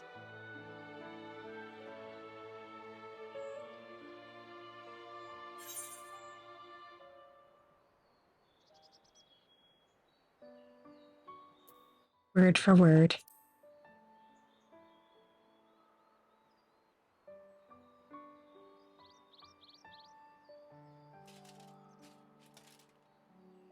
Thank you.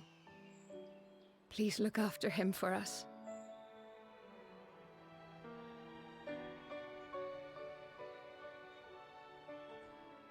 I dare say we have all the good wishes we can carry.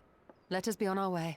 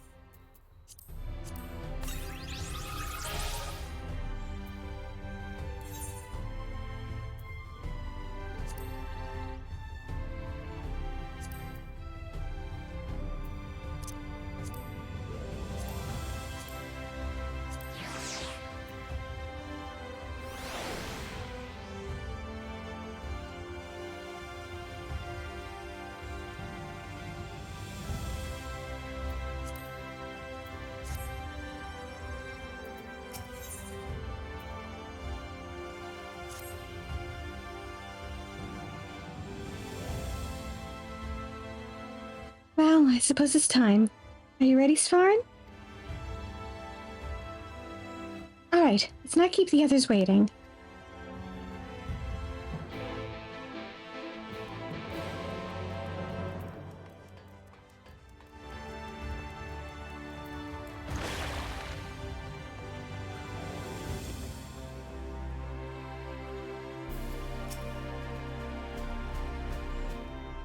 Master Svarin, I have but this moment shown your associates in. Strange to think that I will not have the honor of showing them out again. But I am informed that you yourself may yet return, and I look forward to welcoming you on that happy day. Now, if you would care to follow me.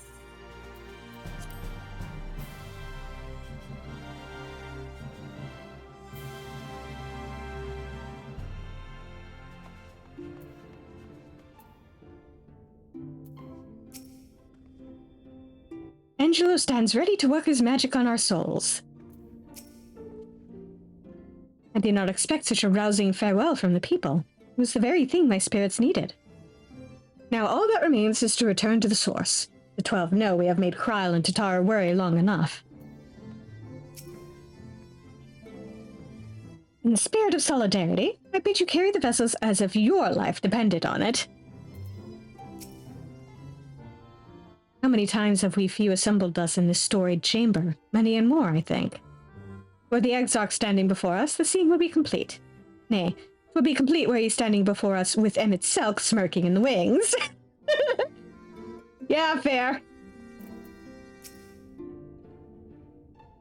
Since we cannot take our worldly goods with us, I want you to have my gunblade.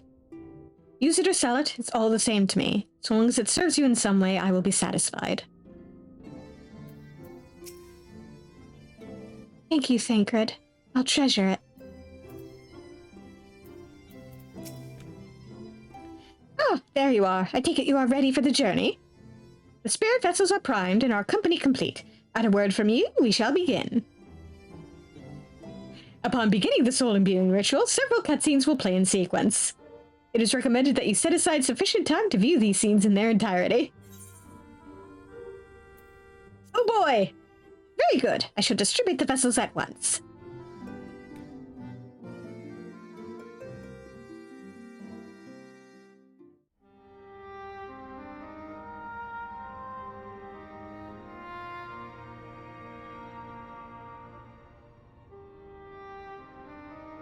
All right then. Pray proceed as instructed, beginning with your memories.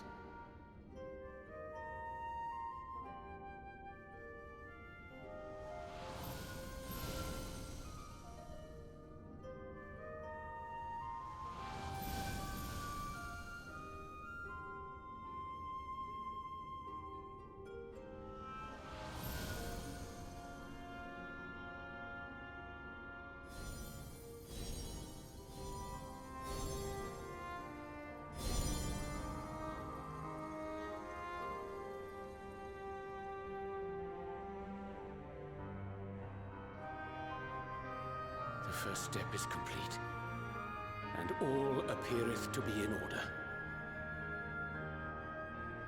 Well, that just leaves our souls then.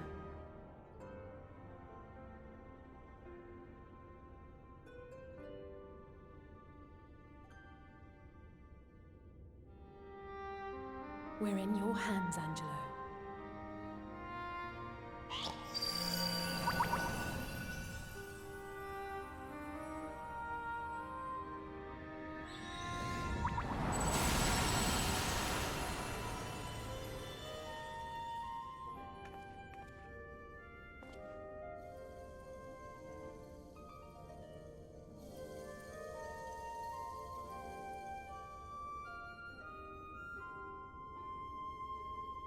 It is done! The vessels have received of both their memories and their souls. I hereby entrust them to your care. They belong to you now. Just be sure to guard them well, yes?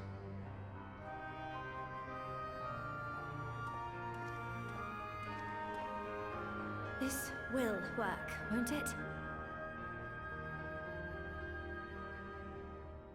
Our theories have held thus far. But I make no promises about what is to come. Even the greatest mages in history knew better than to transport a soul across the rift. We, my dear, are in unknown territory. Prepare as we might, we cannot account for all possibilities. And it is in such circumstances that accidents are wont to occur.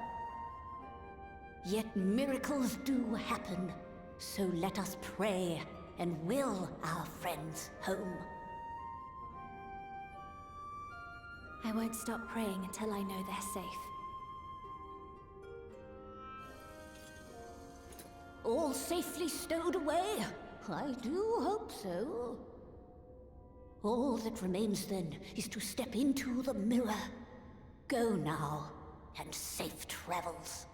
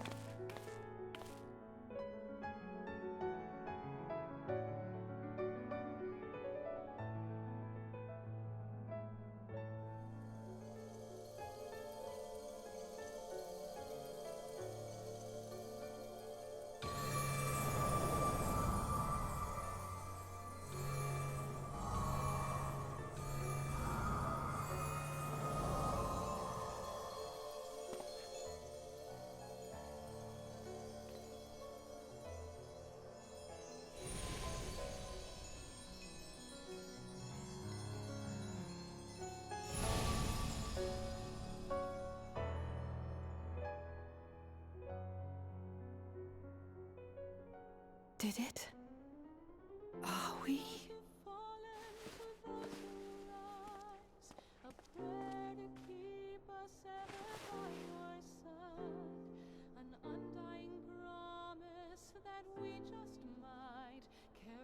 We're home.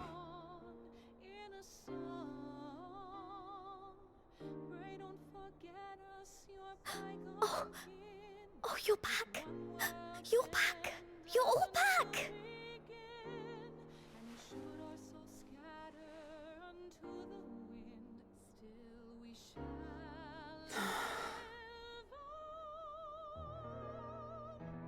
Thank you. My body feels like a sack of potatoes, but otherwise, I have never felt better. That said, I doubt any of us will be fit to travel for some while. May we leave the rest to you?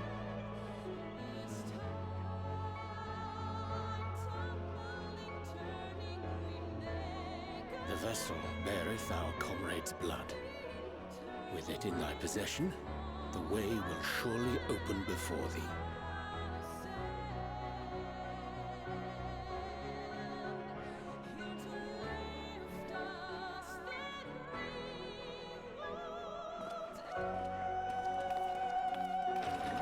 What?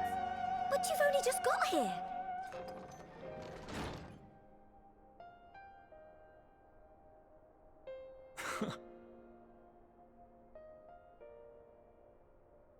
Tataru, might I trouble you to brew us all a pot of your special tea? Ah, and we may require an extra cup.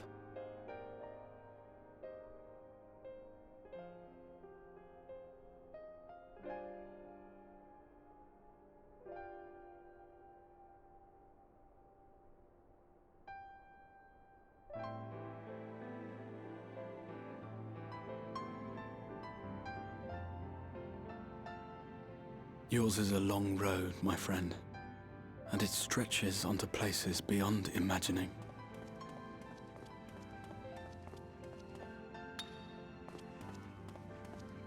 With your every step, these grand adventures shall grow more distant and faint. And there may come a day when you forget the faces and voices of those you have met along the way. On that day, I bid you remember this.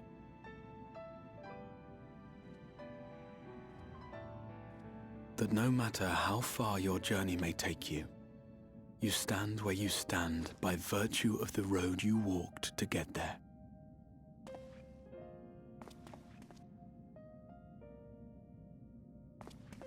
For in times of hardship, when you fear you cannot go on, the joy you have known, the pain you have felt, the prayers you have whispered and answered, they shall ever be your strength and your comfort.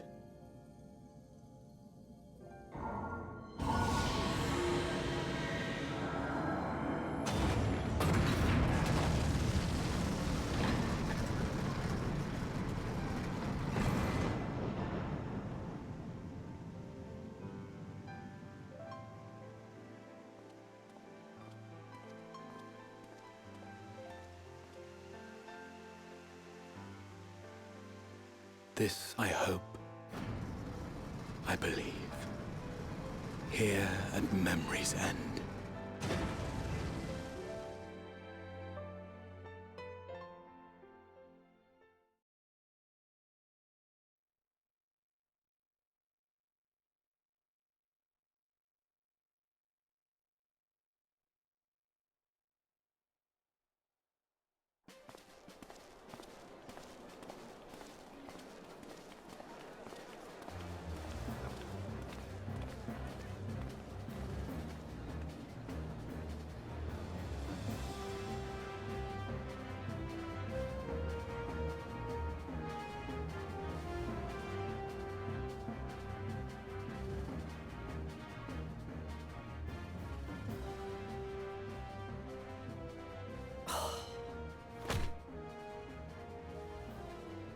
What is it, Alize? Are you all right? Do you still feel under the weather? Physically, I couldn't be better.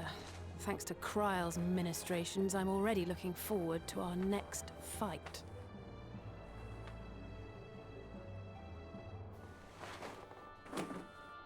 But seriously, don't you have anything to say about that?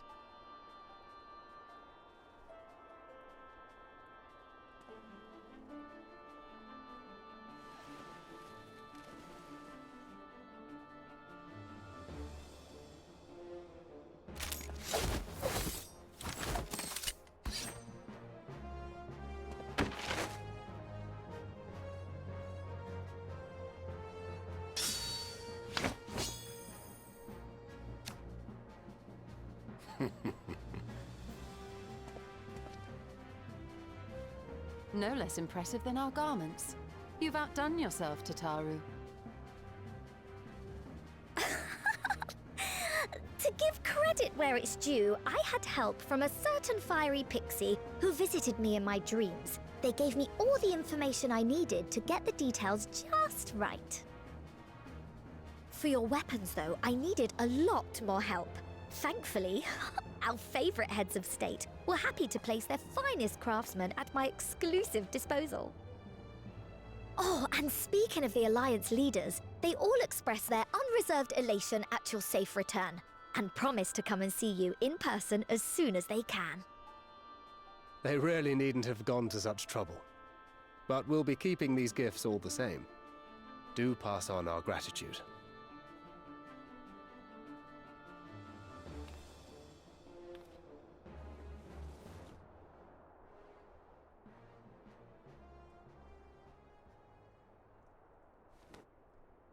I realise we haven't taken up new martial arts, nor have I ever been one to set much store by appearances. But I can't help feeling a certain lack of, I don't know, personal development. I quite understand. But as you observed, the others had the more pressing need. Rest assured, our turn will come.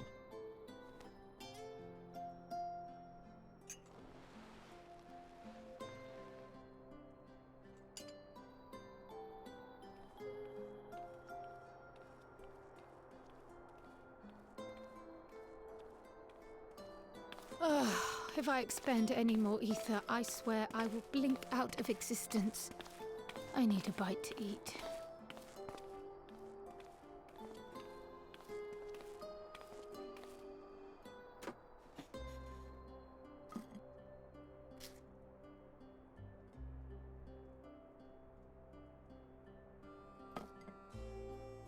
Tataru, a cup of tea, if you would be so kind. And something sweet.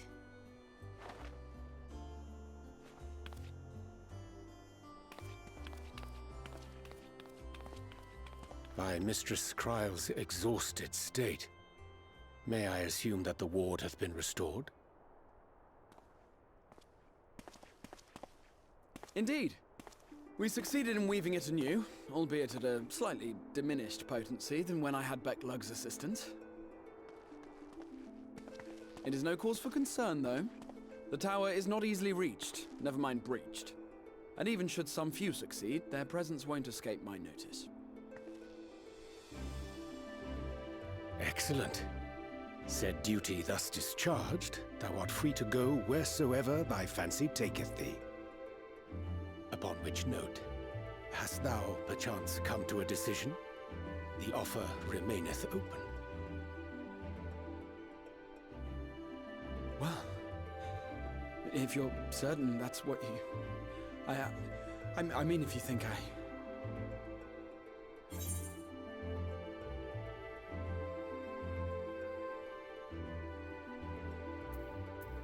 Bruh, really? Come on.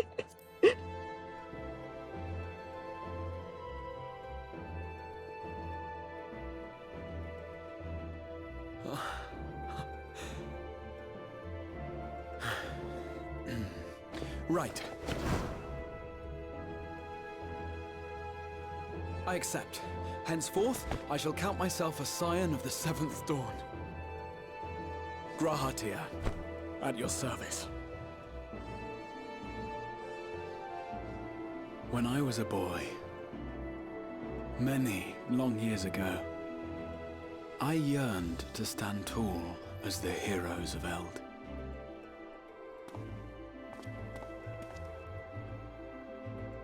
But, like a fool, seeking to pluck the stars from the heavens, my every attempt to reprise their deeds fell short.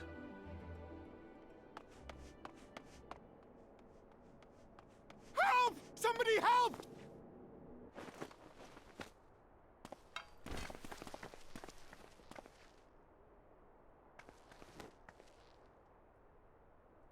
Hippogriffs! Hippogriffs on the rampage! A giant flock of them! Please, we need help! I could do with a little rampage myself. What? Now wait, just a...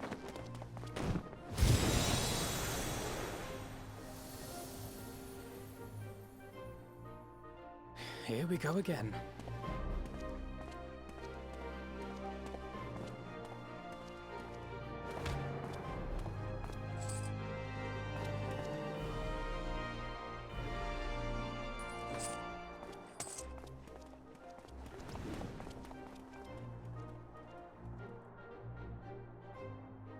I will join the fray when I've finished my tea. Thus did the Avatar of Destruction descend, and in her wake leave naught but tears and ash.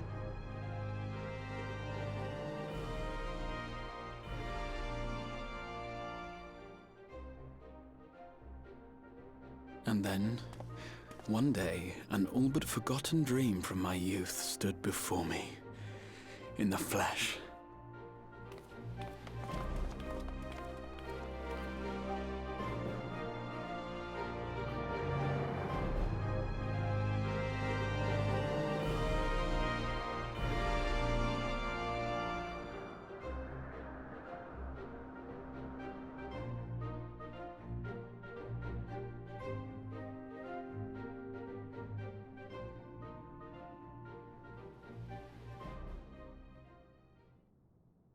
So it was that a new adventure began.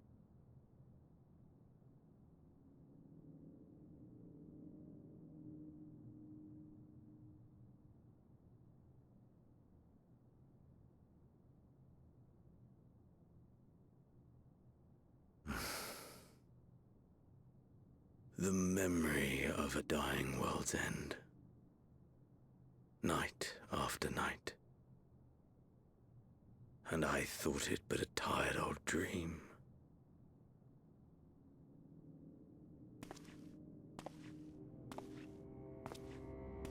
I say, I knew that securing the palace would provide your radiance with depressingly little sport, but that you should fall asleep out of boredom. Splendid, truly splendid. And my own preparations, you will be pleased to hear, proceed apace.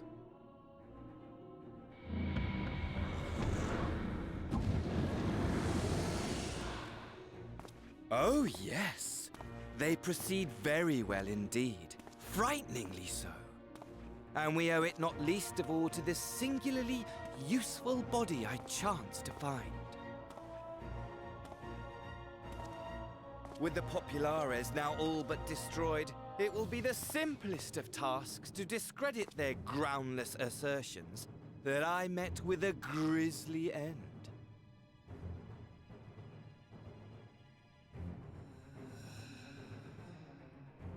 And as the very much alive Lord of House Brutus, I have a vast fortune at my disposal. Ah, money!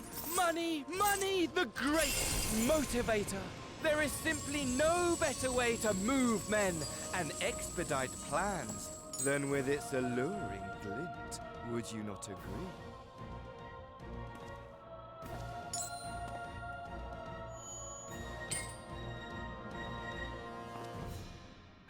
But wait, were we not acquainted, you and I?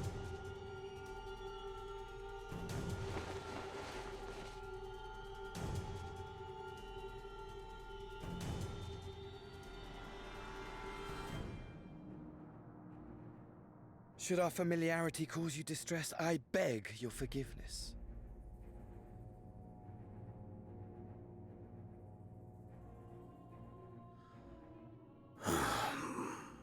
What did you say your name was?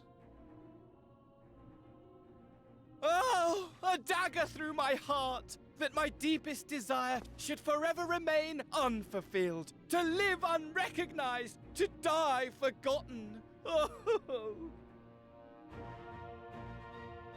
So it goes. Whatever this flesh may have been before, it serves only as a vessel now. And I, faithful Fandaniel, labor only to advance my lord's ambitions.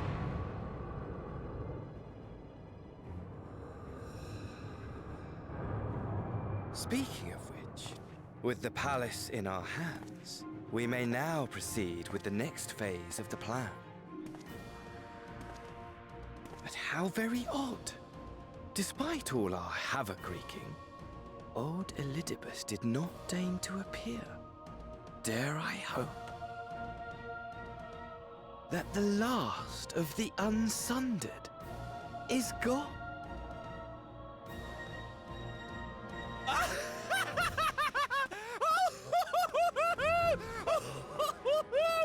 Imagine it! Bound no more by the shackles of mouldering memories of damnable duty, free at last to live for the moment!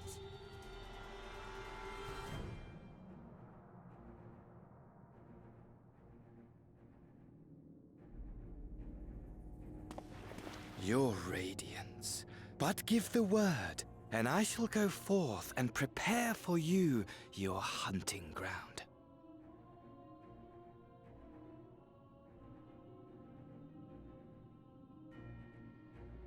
That which awaited was a fell beast. Ferocious, ravenous, remorseless. Do as you will.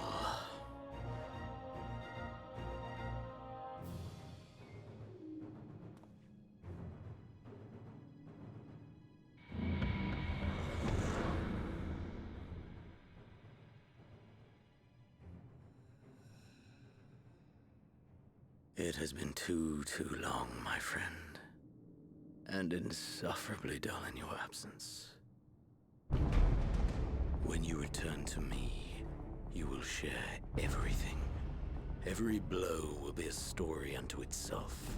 Every triumph, every kill. Rest assured, we shall have a fitting stage for our reunion.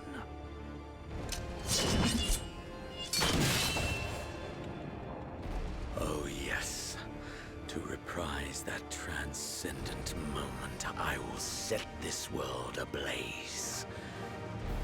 And we shall dance before the pyre.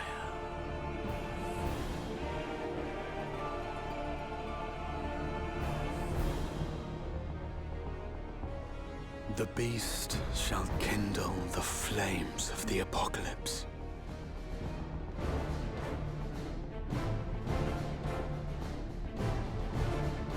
Into its domain shall the hero set forth for the final chapter in the tale of this star.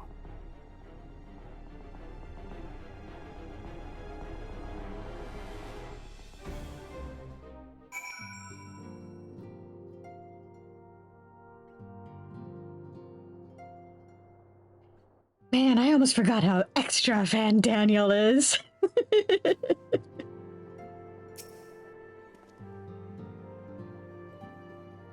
Ah, you're back.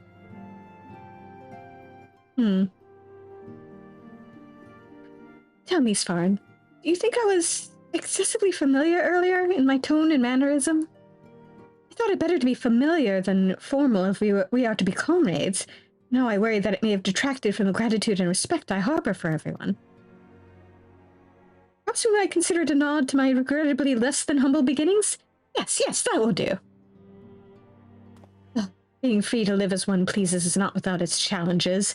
In a way, it was easier when I had a mission that consumed my every waking moment. It provided me with a focus, a constant push in a singular direction. By the way, was casting spells always so draining? I'd quite forgotten what it was like to do it without the tower. I rarely felt so exhausted. Or hungry. Yet if all I did was bend the bow, I would be of limited use to you on your adventures. So I shall persevere. Whoever I might have been before, I am now a scion, and an inexperienced scion at that. A green initiate, eager to learn how best to contribute to the cause. That he might follow in the footsteps of his inspiration. As soon as I can, I'm gonna hug you, my dude. Grahatia is now available as a trust companion.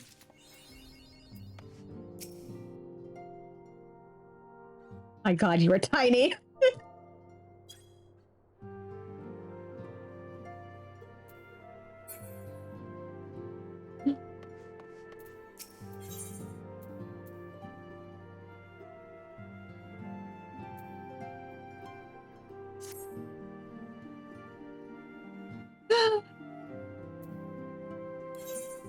Let's take a brief break from main plot. And do some side questing. Oh yeah, he could probably do with a snack. Of course, I teleport here, and I think actually I would want to do these side quests first. Let's get through this storyline.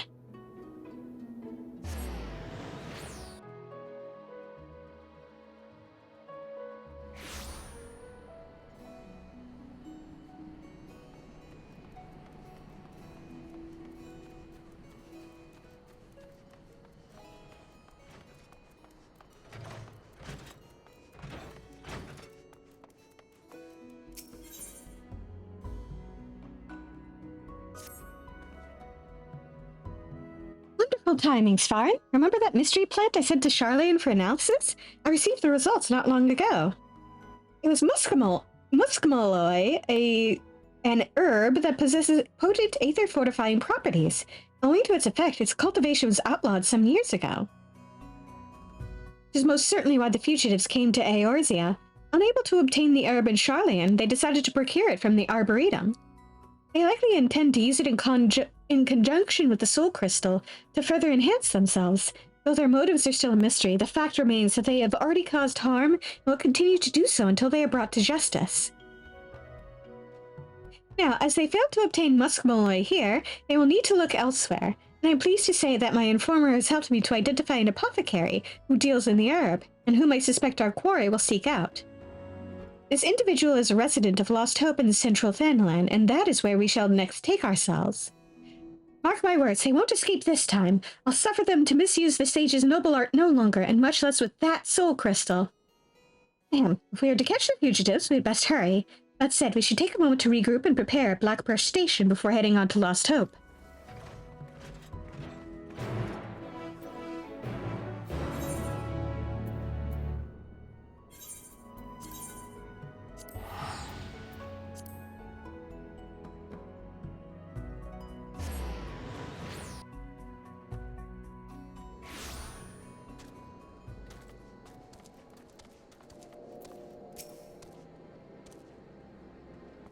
God, such a dry and dusty place this is.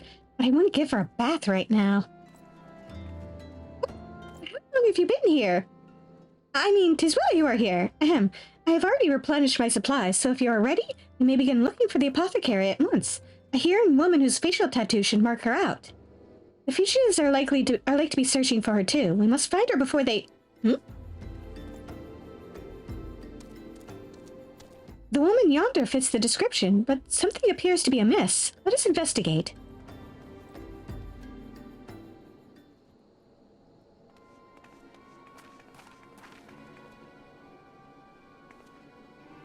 Help me, please! What ails you, madam? I was dealing with a customer when a group of bandits attacked us. I managed to flee, but he's still at their mercy.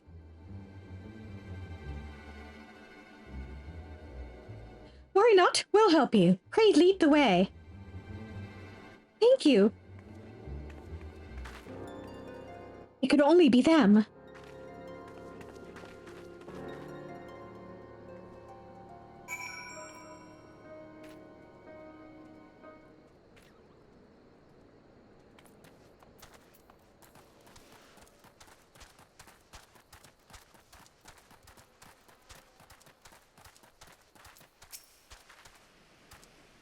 It's indeed them, but wait, is that Master Faldrene?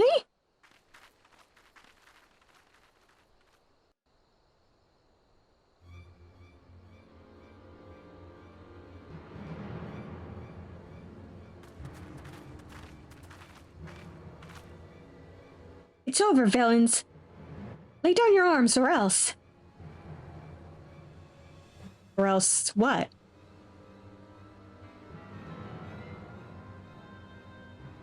Answer me one thing. What is this all for? Why go to such lengths and forsake everything you had to obtain power? And why wield such power against good, well-meaning souls? Good? Well-meaning? You know nothing about us. Nothing. You're just fools who believe everything you've been fed. I'm beginning to regret sparing you. Do you feel it? The weight of the sacred duty, to strive for the betterment of mankind and stand as a beacon of hope. Play with people's lives. Do you feel it? The weight of the sin? You would speak of sin?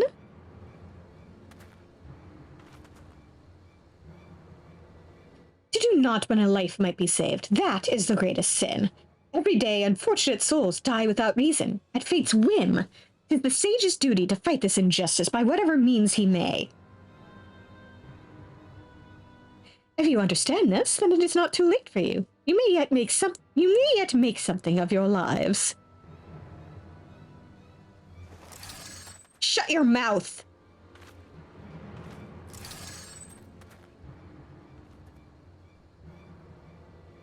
Bun versus bun. If you're determined to protect that wretch, then I will consider you complicit.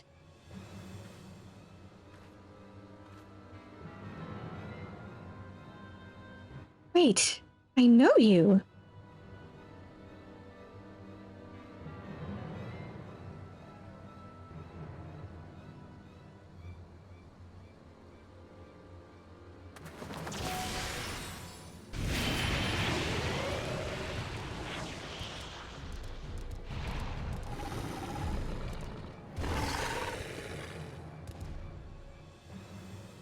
Rather too close to the settlement for comfort. I fear for the civilians.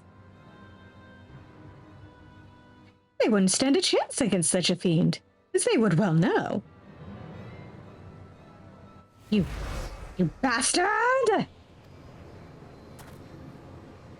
No, don't let him provoke you.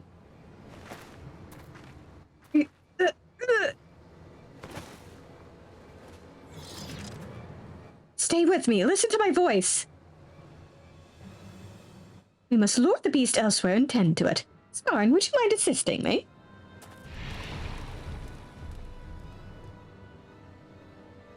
Oh, I have the situation here in hand.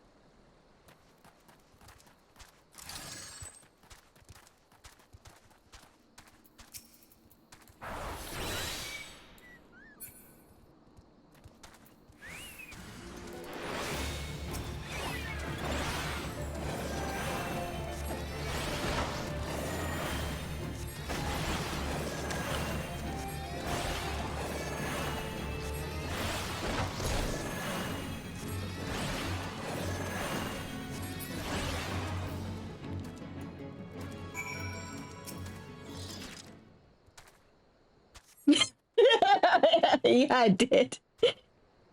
Well, thank you, my friend, and well fought. I dare say you're a born sage. Fascinating.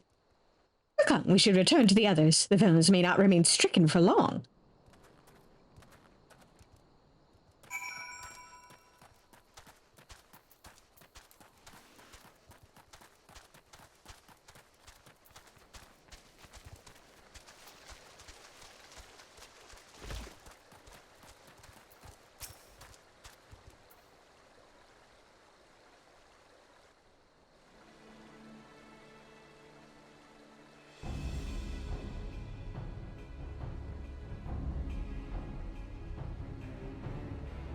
Their condition is unchanged. We should probably take advantage of this and apprehend them.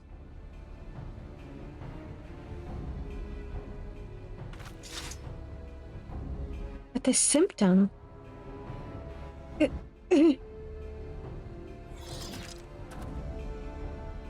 Hold on, I'm getting us out of here. We're fine, Loifa. No, you're not, and you know it. It's the enhancement, isn't it? I know something of the procedure, of its potency, and the harm it causes. There's a limit to the amount of corporeal aether a living being can harbor. As we grow up, it waxes. As we grow old, it wanes. A gradual, gentle process if allowed to function in the natural fashion. But complications may arise when one forcibly fortifies that aether, as a rogue healer was rumored to have been doing with a live subject some years ago. The man used an unproven procedure on countless souls, a forbidden procedure known only to a select few sages. And though he succeeded in a few instances, those subjects suffered from debilitating side effects. But those rumors were denounced by the Forum as baseless. And yet... You'll believe anything they tell you, won't you? Naive fools. What? Can you stand? Wait, please. It's really you, isn't it? Mahad Ansal.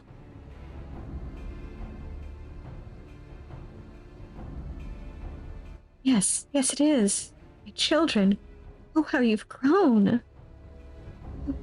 Take the 12 you're alive.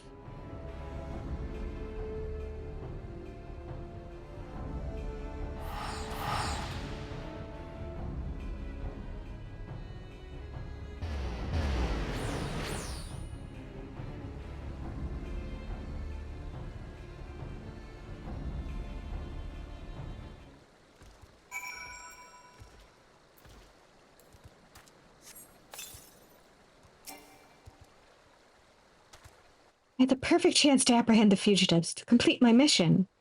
But I couldn't.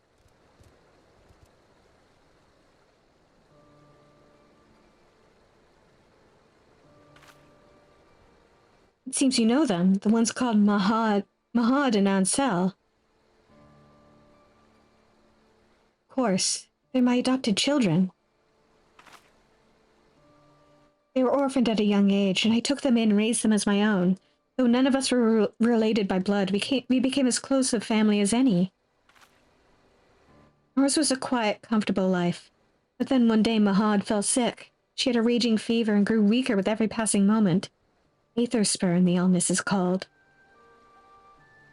I've read about it. A rare disease wherein the body becomes unable to draw aether from food. There is no known cure, only palliative care. Our troubles didn't end there. Even as we were struggling to look after Mahad, a fell beast attacked our settlement. Ansel tried to protect his sister and was badly hurt. The Kyurgeon said that he would be bedridden for the rest of his days. I didn't know what to do. Without the coin to care for them, my mind went to dark places. I began thinking of how I might spare them the pain. Spare us all. It was in that state that he found me. A kindly traveler. A healer? Yes, he offered to help Mahad and Ansel and refused what little payment I tried to give. But he also said that their condition demanded special care and facilities. It would take years, many years. Desperate as I was, I accepted without hesitation. And so he left with my children. It was hard not knowing what became of them, wondering if I had made the right choice, but I clung to the hope that one day we would be reunited. And we were. We were. Oh, to finally see them again is... I haven't the words for it, and it matters not that they've changed. The healer... what was his name? Gildebane, he called himself. A healer of some renown in his native Charlian, I believe. A truly touching tale. Where there is life, there is hope. Would you not agree? Now then, if I am no longer needed here, I shall return to making my rounds. Till next time, my aspiring sage.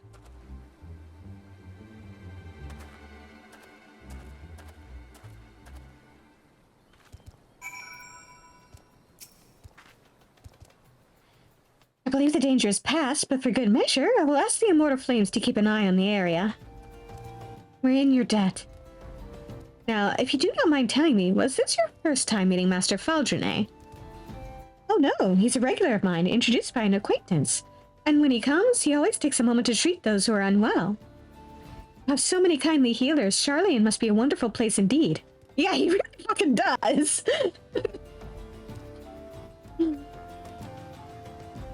And who is this acquaintance of yours, if I may ask? A merchant in Aleport. Master Faldrene buys alchemical ingredients from him. Rare items sourced directly from Thavner. I see. Curiosity, what did Master Faldrene buy from you this time? Oh, just the usual, a few sprigs of muskmolly. He was actually the one who told me where to get the herb. Says it's used to treat certain serious illnesses.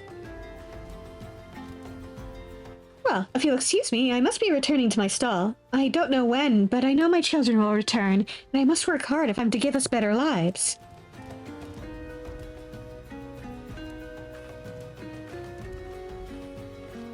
Can I maybe donate some to her, new life fund? I'll just return to Idleshire for now. Recent events have given me much to ponder.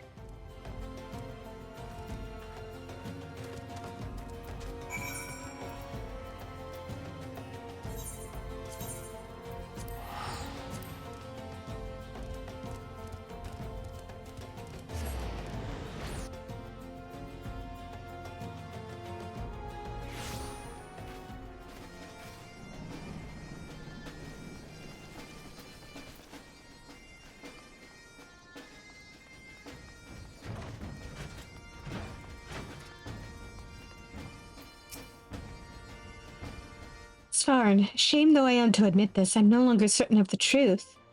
It wasn't Loifa and his accomplices who sought muskmolly, but Master Faldrene. No, what the fugitives want is Master Faldrene himself. Clearly they bear a grievance against him.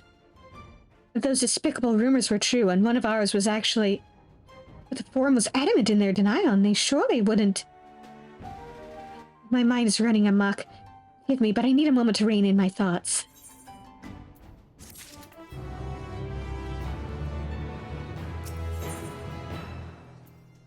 Let's take a moment to catch up on the diaries. Hello. Let us know when you're not driving if it's going to be a short one, so I can show you the emote. A young child was brought in today, so very young to be suffering so. But if anyone can save her, 'tis we sages of Feis's Technon, and save her we will. Yeah, exactly. Curiosity is always warranted. Though it took many days and repeated treatments, we have managed to stabilize our most recent patient. We adapted the Eucrasia spell, as my clever husband proposed, and it worked wonders. His brilliance truly belies his youth. Despite being 50 years my junior, he has already achieved so much. All right.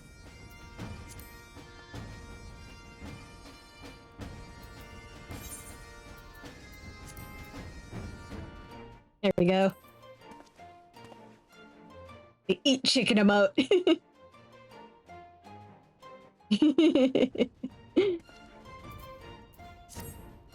Love all the steam coming off of it. Yeah, it honestly looks really tasty. The child has taken a turn for the worse. Her corporeal aether wanes at an alarming rate, and she cannot keep food down, having vomited all she has been given. Though we are able to keep her with us, it is not but a stopgap measure. I reviewed past cases in all existing literature, but found no effective treatment. Yet there must be something we can do, something that no one has yet thought to try. Yeah, exactly. Muskmalloy may be the answer. We Viera have used this medicinal herb since ancient times. Hey, the writer is another Viera. Though potentially poisonous, through refinement, we should be able to suppress the adverse effects.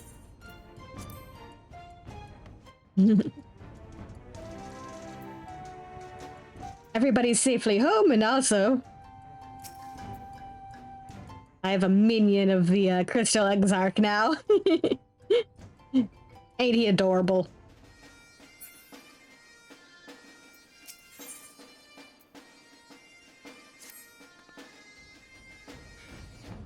Sparn, pray forgive me my earlier bewilderment. If you do not mind, I would review the situation as it stands.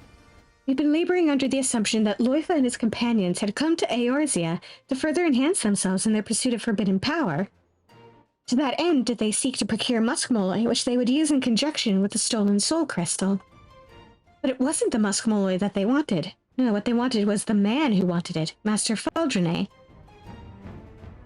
Using the herb as a lead, they went to the Arboretum in anticipation of the quarry's arrival, and failing to find him there, they made their way to Lost Hope.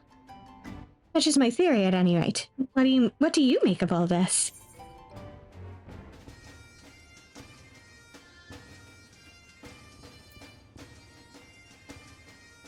Loifa and his companions aren't criminals. They're victims. So you think so, too? There's something else, Svarn. The rumors I mentioned of a Sharlayan healer who conducted heinous procedures on live subjects. After sharing recent developments with Command, they reopened the investigation and have, to our considerable shock and surprise, confirmed that there appears to be some truth to them after all. The villain went to great lengths to conceal his operation, and thus did he manage to elude the authorities for years. The man's identity is yet to be conclusively ascertained, but we have a suspect. A sage who disappeared from Sharlayan shortly before our fugitives first appeared. A sage by the name of Gildevane. Yes, the same Gildevane who took Mahad and Ansel into his care, I expect. If they were victims of his experiments, then they would have every reason to follow him to the ends of the world. While much of this is conjecture, it goes far towards explaining that which we know. So let us proceed on this assumption and have the truth from the man at the heart of recent incidents, Faldrene. Now, according to the apothecary, 'twas a merchant in Aleport who introduced them. If we find this merchant, we may also find Faldrene, de Vilbrand. You take care too. Drive safe, Hika.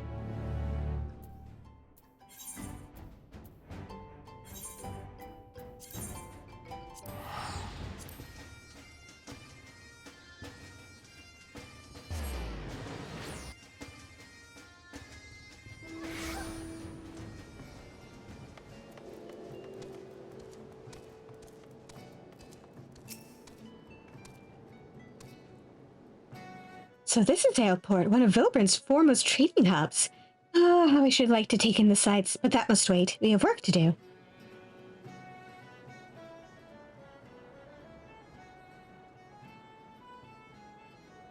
We must try to find this merchant before Faldrene does. As I recall, the man deals in Thavnarian wares. Let us begin by... Healer! Send for a healer! You're a healer? Good. We've got us some badly hurt folk just outside. Attacked by the looks of it. Can you go and tend to them?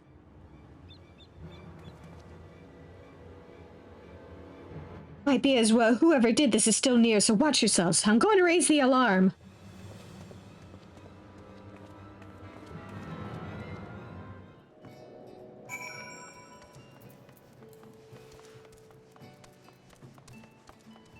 Foggy out today.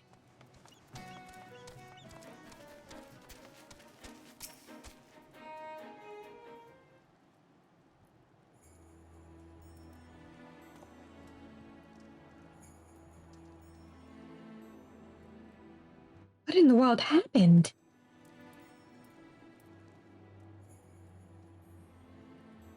We're too late to help the merchant.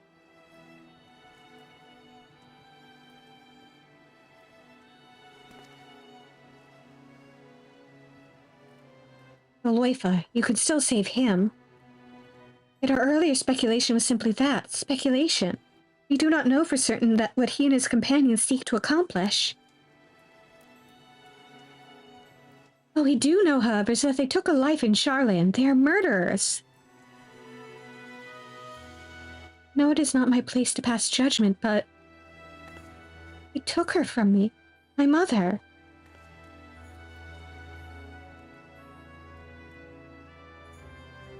He was right. I am a fool. I thought I was strong enough to keep my feelings out of it.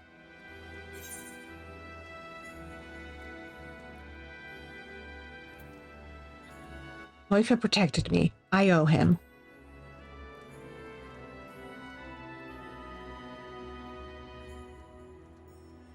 Yes, I remember. And I understand that the man who took my mother's life was not in his right mind.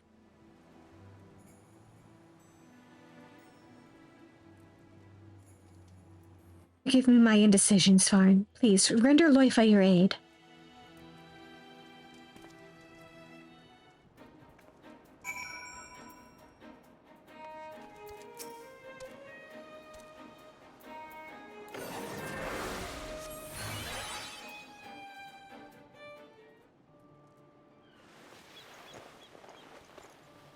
Ugh.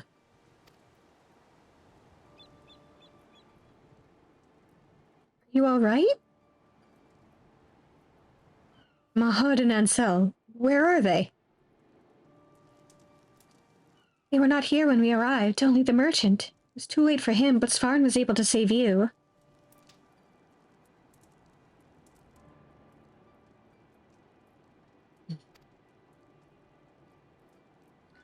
Will you tell us what happened? Who was it that attacked you?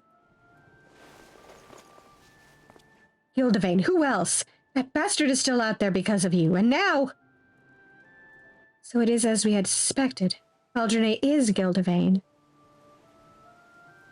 Finally ready to accept it, are you? He can change his face and his name, but there's no changing the monster he is. Still masquerading as a kind-hearted healer, a wolf in sheep's clothing who preys upon the vulnerable for his vile experiments. So you were indeed his test subjects. I'm sorry. Had I known, I... Save your apology. It won't bring Mahad and Ansel back. While you confronted Gildevane, they shielded me from his magic. He must have taken them. I couldn't do anything. For all the power and the sacrifice, I couldn't do a damn thing. What are you talking about?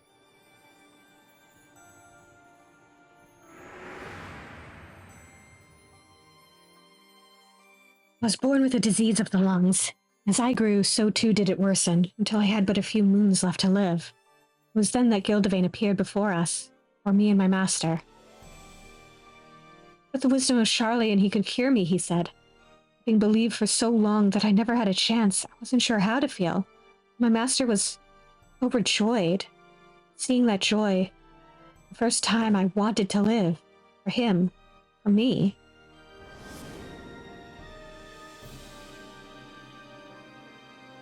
But we were fooled. In the guise of treatment, Gildevane subjected me to a dangerous procedure to fortify my aether. I wasn't the only one. There were others. So many others. But one after another they disappeared until only a few of us remained.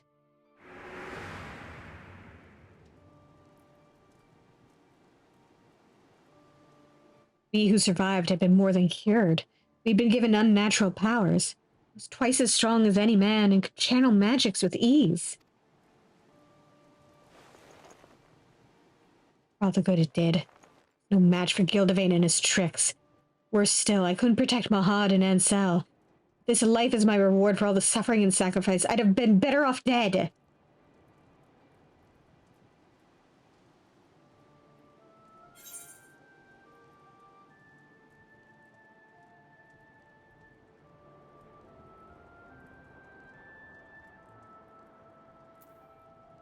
Whatever life you have is still a life, and you owe it to the others to make the most of it.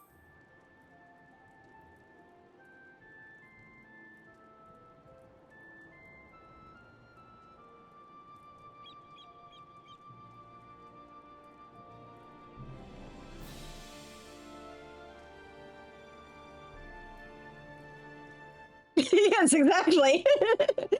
He knows a thing or two. Help me. Please.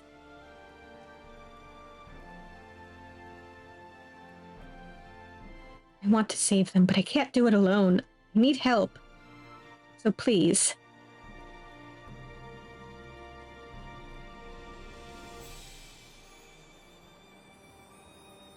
On our way to victory. We've now got 2 buns in the party. We are unstoppable. If Gildevane went to the trouble of taking Mahad and Ansel, it can only mean one thing. He needs to experiment on them again. We can't let that happen. We have to find and save them. Wait, even if we managed to ascertain Gildevane's whereabouts, the fact remains that the 3 of you together couldn't overpower him. We cannot expect to fare much better. In all likelihood, he himself is also enhanced. If we are to confront him, we must have a foolproof plan. Do you not agree, Svan? Very well. For now, I ask that you return to Idleshire. I will join you there after briefing the Yellowjackets on the situation.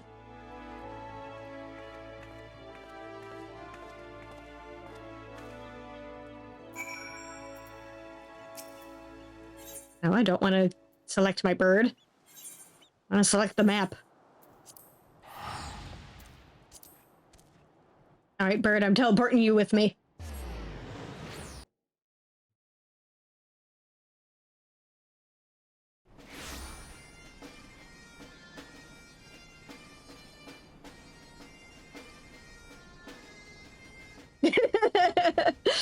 Yeah.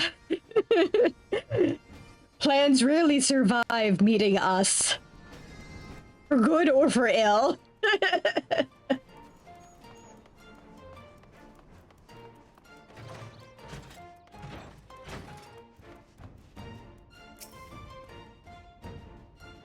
Tidings from Command, Svarin. They have confirmed that Gildevane used muskmalloy in his procedure. Despite his attempts to destroy all evidence of his crimes, traces of the herb were found in his laboratory. Furthermore, no record exists of a healer named Falgene. If ever there was any doubt it was a false identity, there is none now. In hindsight, we should have tried to explain everything to you. We didn't know who to trust. Even if you had attempted to convince me, I doubt I would have listened. I saw what I wanted to see, believed what I needed to believe. Even with the mounting evidence, I wavered over whether we should save you. My mother would have been ashamed to see what I'd become. I took up the shield because I wanted to protect all life, just as she did to her dying breath. Your mother was a warrior like you? She was a healer. The soul crystal you took. It was hers. Then the woman that day was your mother? Gildevane had already fled Sharlayan. We were attempting to escape when one of our comrades collapsed in pain. Someone chanced to see us, another sage at Physis Technon. Suspicious though we must have looked, she rushed to our aid without hesitation. But our companion, he flew into a frenzy, and we couldn't stop him. I tried to save her, the gods know I did, but with the last of her strength, she pressed the crystal into my hand. Forgive me. There's not to forgive. She did what she had always done, what she believed was right. If she had any regrets, it would doubtless be that she couldn't help you sooner. As for the crystal, she clearly wished for you to have it. She must have seen something in you in that moment. My hope that you will carry on her legacy and fight for the future of all lives. Future of all lives.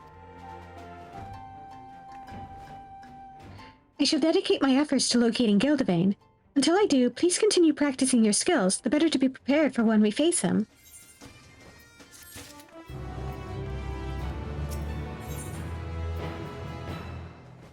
Let's do some snooping through this diary again. The muskmalloy has arrived. As expected, it is highly effective in strengthening one's aether, but so too does it poison. We must find a way to separate its beneficial constituents. as it cannot be administered for any extended period. We administered a diluted extract of muskmolly after the patient fell unconscious. Though she awakened a few hours later, she was extremely agitated, and it took several people to subdue her. We can no longer dismiss the inherent risks in the treatment. We must submit a report to the studium on the dangers of muskmolly ere someone else repeats our mistake. Pain has returned, worse than before. This disease eats away at me, and I fear I do not have much time left. But there is still so much to do, so very much. Hello there, friend.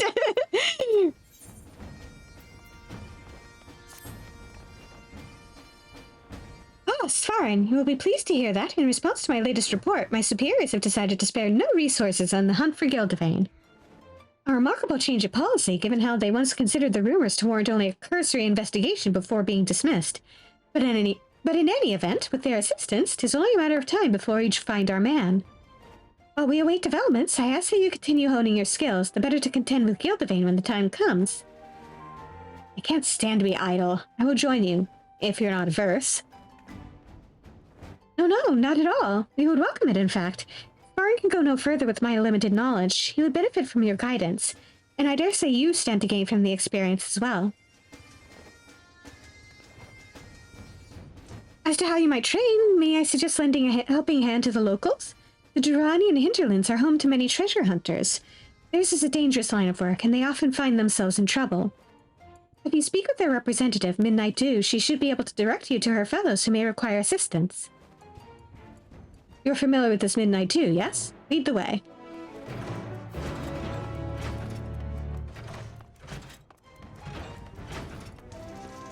Whee! Hello, madam.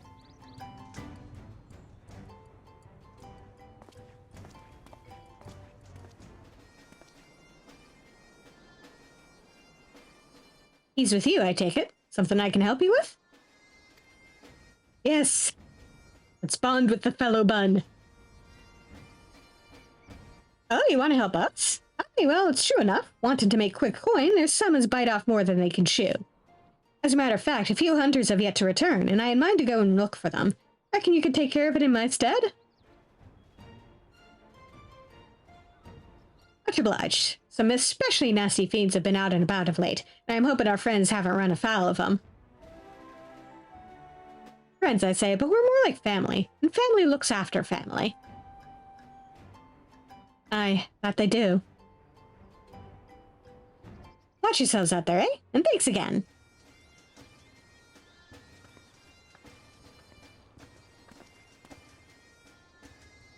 To think that by subjecting me to the procedure, Gildevane gave me the ability to wield sage magic. Power to heal and to harm. And I will repay his gift by doing just that. With his death, the victims will finally be able to move on. But those are thoughts for another day. Let us be off and see if we can't find these hunters, and any fiends that may be stalking them.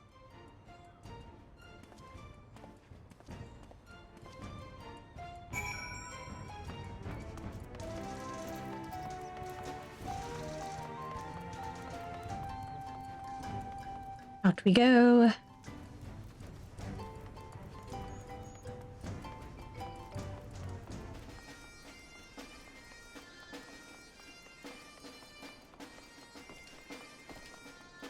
Can't remember which way it is. I can fly, though.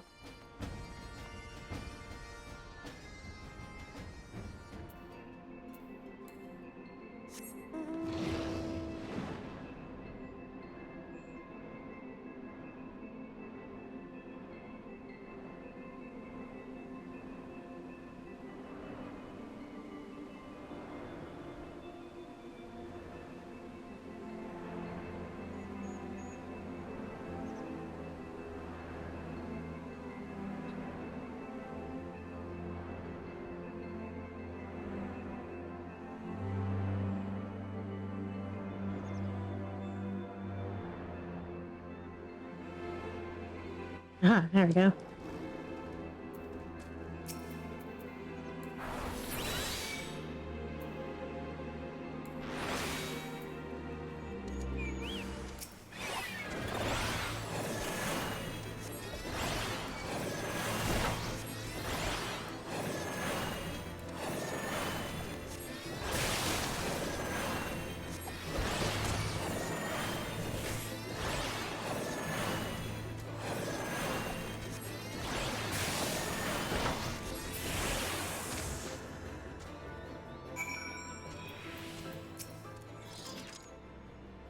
The treasure hunter is badly hurt. Heal her using the diagnosis spell.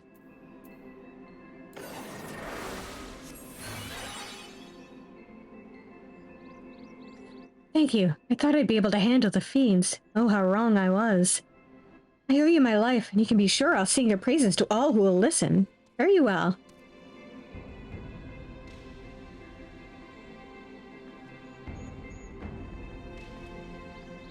I'm glad we could help her, spare her family the sorrow.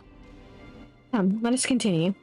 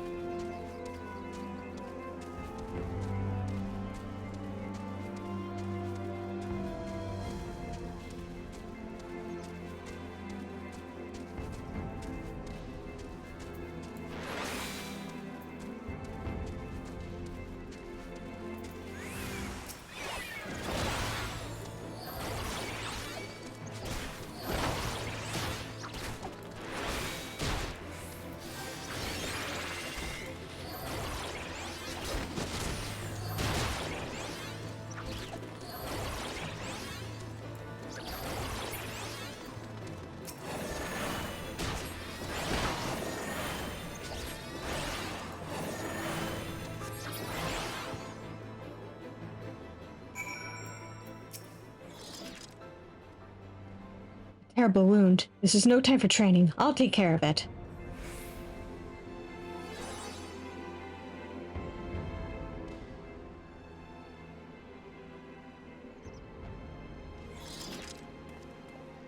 Are you all right? What? I'm alive? No. Was it you? Yes, well, you were in a bad way, and I... Oh, thank you. Thank you so much. My wife, she's with child, our firstborn. I wanted to earn as much coin as I could to provide for my family. But in my haste, I got reckless, took on jobs that were beyond me. Thanks to you, I still have my life, and my family still have me. No more stupid risks. I won't squander the future you've given us. My thanks again, and the 12 bless you.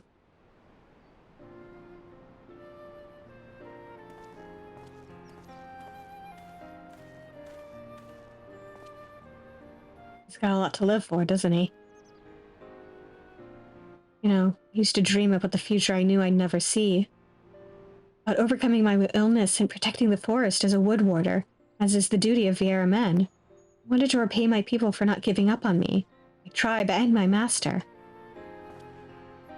I allowed myself to hope when I went with Gildevane. Well, the dream died once and for all in his laboratory, alongside those who were sacrificed in the pursuit of his twisted ambition. For the betterment of mankind, that depraved fiend took everything from me. Since then, I've been bent upon revenge. Yeah! Save that, there was no purpose for my sage's power. Since meeting you and Lala, I feel as though I'm beginning to understand why this soul crystal was given to me. Hope that all might live to know a better future, a better tomorrow. There's a warmth and comfort in that. And a purpose. I won't fall again. Not when my friends, my family need me. Come what may, I will protect them. For that purpose and no other will I use my power. This I swear upon the crystal. Soon we must confront Gildevane. If we're to triumph, we must trust each other with our lives. Are you prepared to trust yours to me?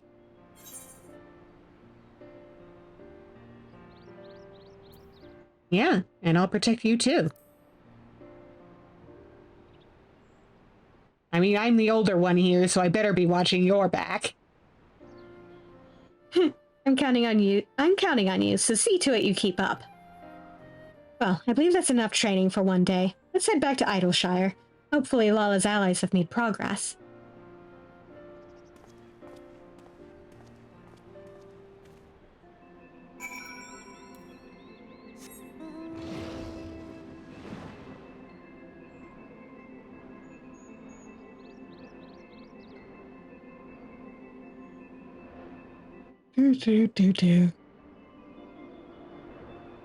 Flying on, back we go.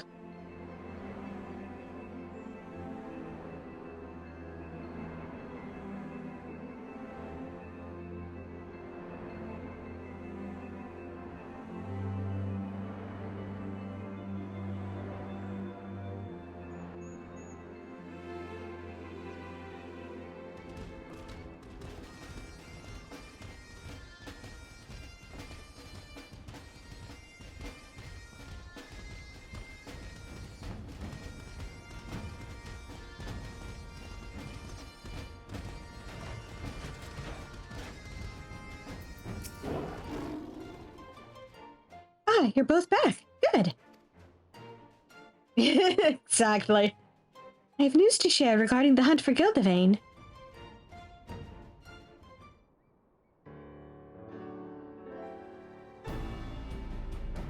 Go here, kill that, come back here. On and on. First of all, we've located the villain. With the aid of a fellow operative, we measured unusual etheric activity in a cave in the Dravanian Forelands. This is where he has made his base, and holds Mahad and Ansel. The two are alive, but more than that, we could not ascertain. Hold on, my friends, we're coming to save you. We've also learned more about Gildivane himself from an acquaintance of his in yesteryear. According to said acquaintance, after graduating from the studium, Gildivane completed further studies in various fields, Thelmanutics most notably. For his skill and knowledge, he was made a professor of the faculty, and it was there that he met his wife, a fellow researcher and talented sage in her own right. But one day, she fell gravely ill. Healers of various persuasions attempted to treat her, but her condition deteriorated rapidly and she passed away not a week later. Gildivane was not the same man after that. Whatever tragedy he has known, I can muster no sympathy for him, nor would you if you had seen the madness in his eyes, heard the malice in his voice. Mark my words, it wasn't for his wife that he mourned, but the loss of a valuable resource. That is all people are to Gildivane. So it seems, and whatever reason he may have had, he cannot be permitted to continue his depraved experiments. That being said, we cannot storm his cave just yet. His knowledge of Silmanutics makes him a dangerous opponent, and we must be amply prepared. To that end, I have been working on a countermeasure, but it will take a little longer to complete. Meanwhile, I must ask for your patience, and your faith. As much as I wish to save Mahad and Ansel, it would be meaningless if we lost anyone in the process, so please believe in me.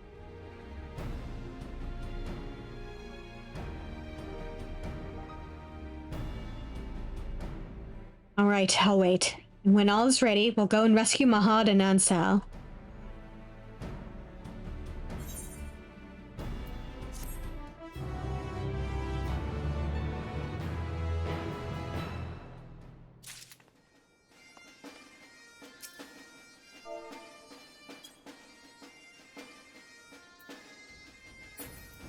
Had his little bun head.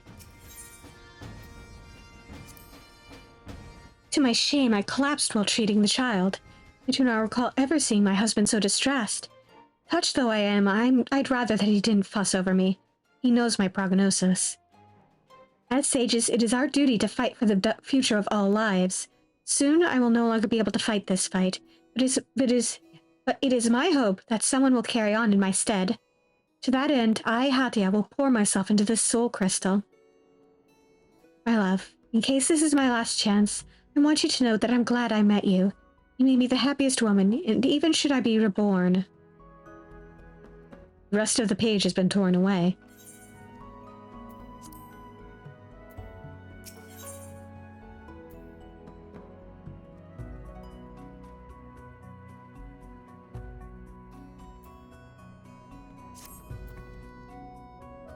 My apologies for the wait. The countermeasure is ready. As it is quite delicate, however, I will hold on to it until the moment of reckoning. Good. Let us make for Gildevain's lair at once. Has there been further word on Mahad and Ansel? My fellow operative reports that your friends are still alive, and together we will ensure that they remain so. Thank you. Thank you. Though to me, they are more than just friends. They are family. Our destination lies in the northeast of the Dravanian forelands, where the Somal foothills meet the Hundred Throws. The cave entrance is just west of the springs. Understood. I'll go on ahead to scout out the area.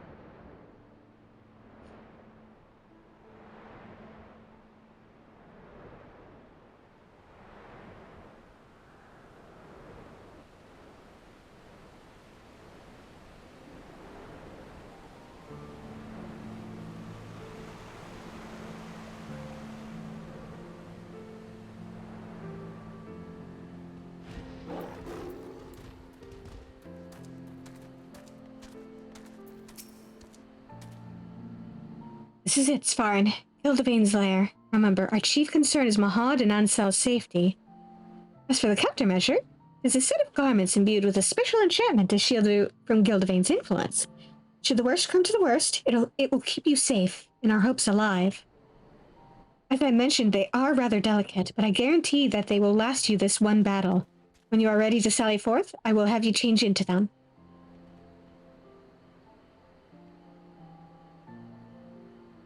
During the battle, some of your gear will be glamored. Your attributes and abilities will be unaffected. So, are you ready, Svarn? Let's do this.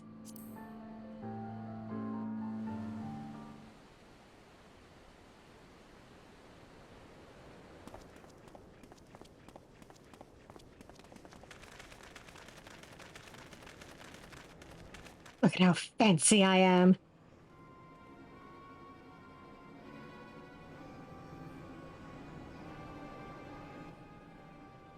Mahad, Ansel.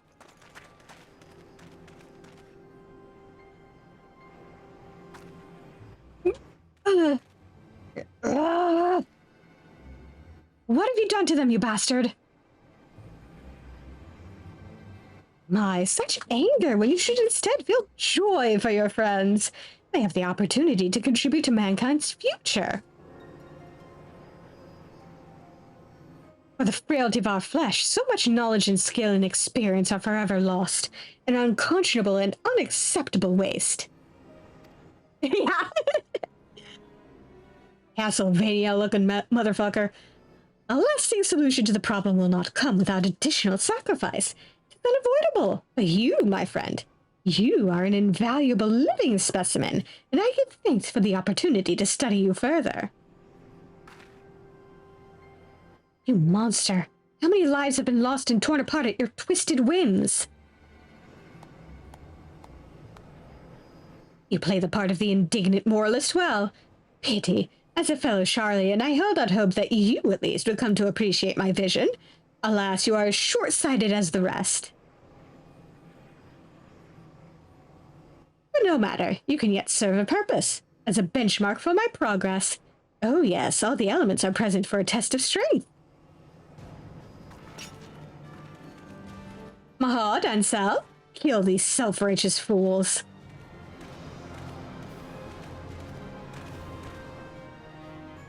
Hold on, my friends, we'll save you.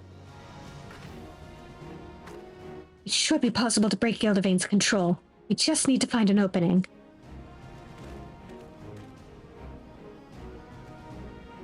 As for you, I would thank you never to call me a fellow Charlian. It sickens me to think that you are a compatriot. My, the animosity is fairly palpable. I'd best make myself scarce.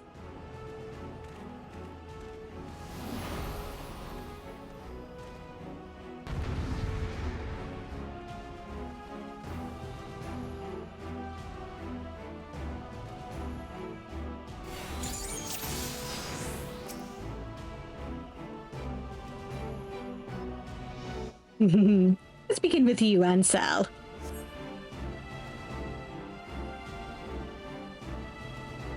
Damn it, they're not in their right minds.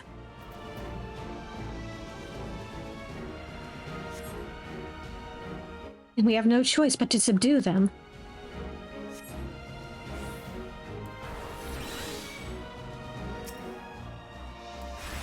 Nope.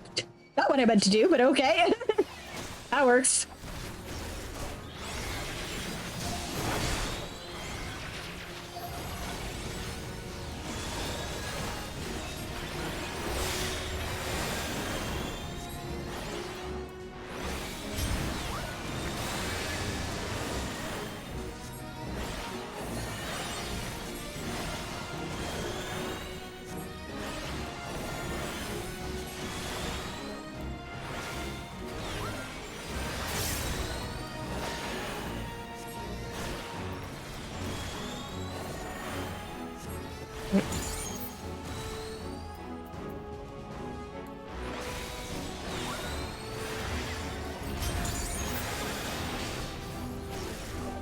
Yeah.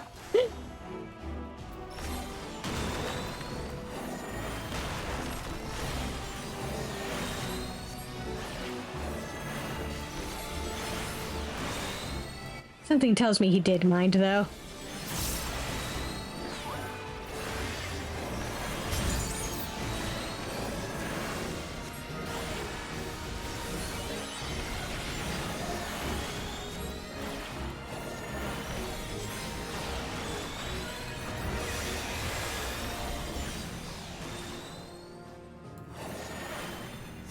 Let's actually stand in the right place.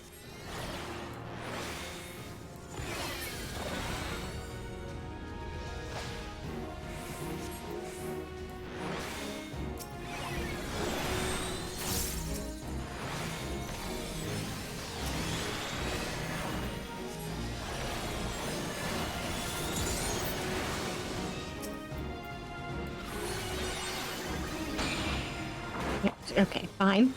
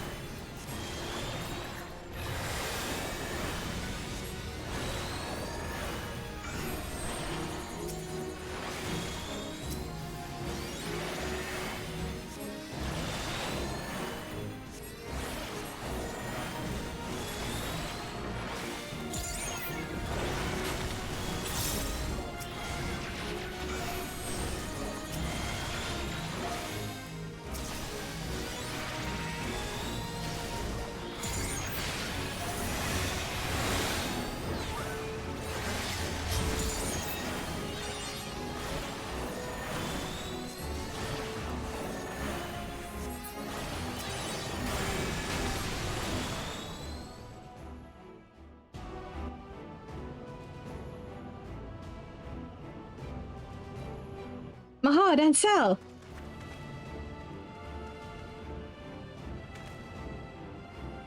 Forgive me, I didn't want to hurt you.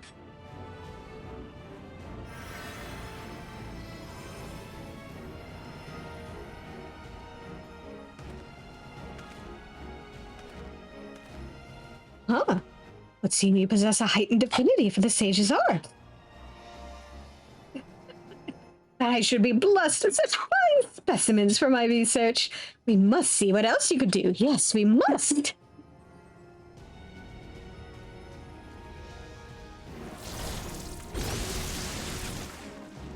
Watch out!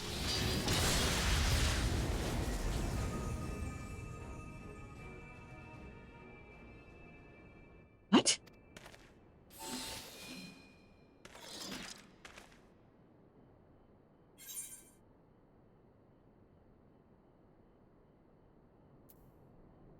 Now we're even.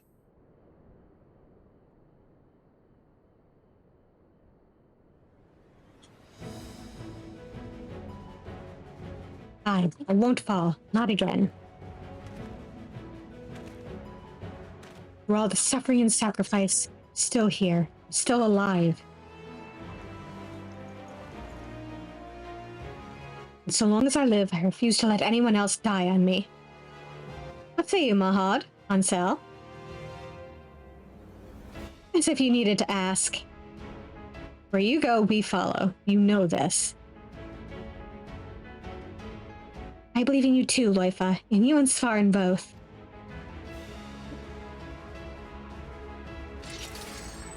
Gildevane, you wanted to see what else we could do, right? Then come and find out.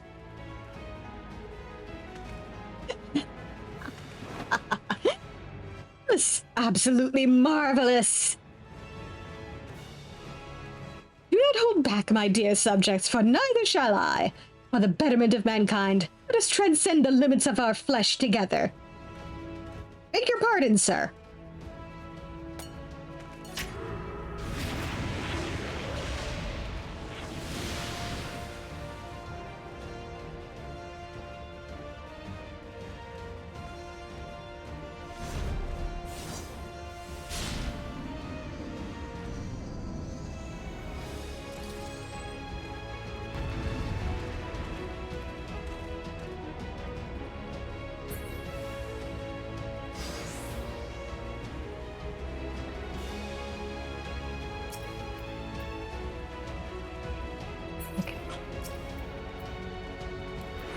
Alright, let's do this.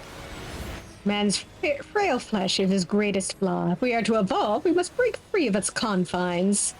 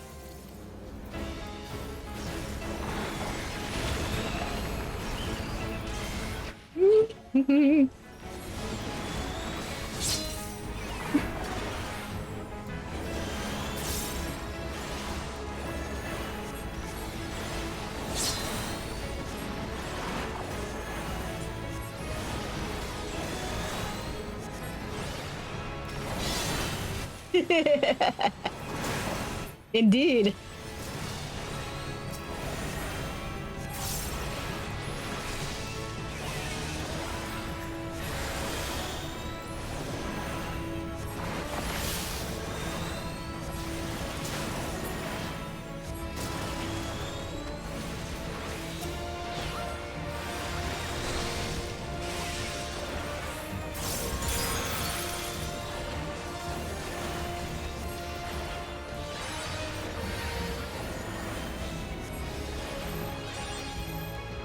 Yep, everybody on me.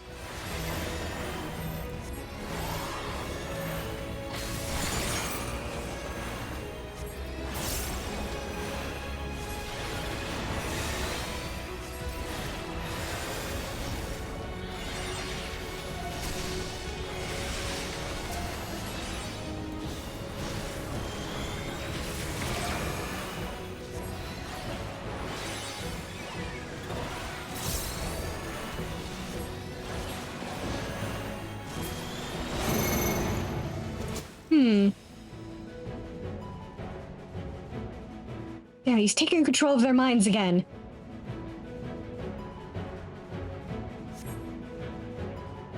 Oh, it seems our two sages have protection, intrinsic and extrinsic, respectively. Curiouser and curiouser. Not good. At this rate, their minds will be irreparably damaged.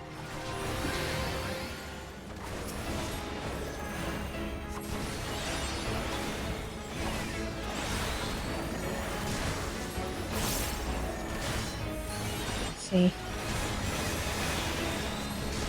Subject to...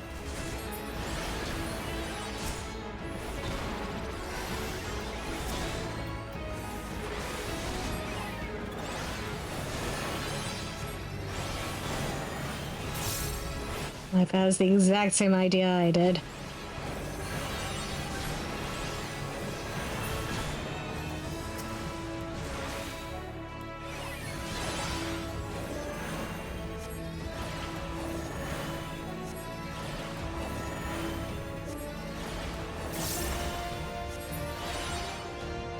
There we go. Yes, we did it. Are you all right, my friends?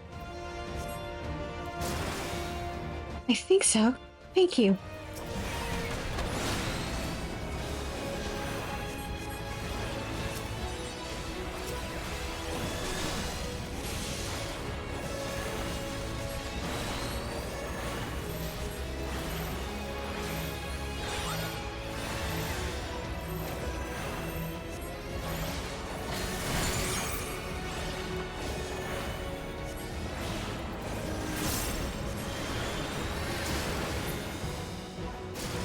Man.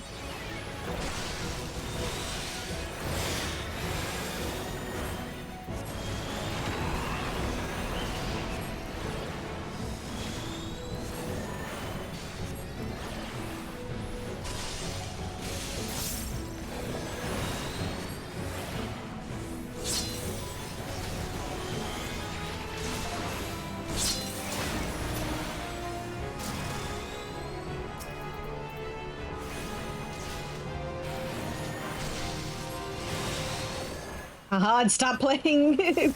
Stop acting like a black mage. And I was a bit too close.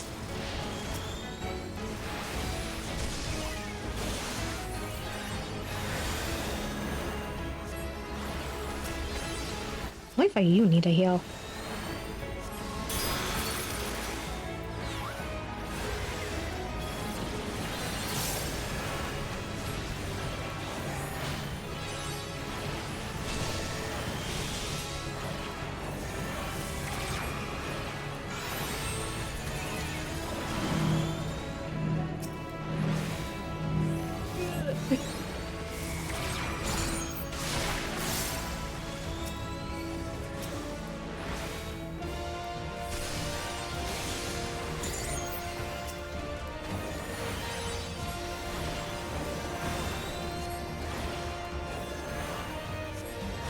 Almost got it. There we go.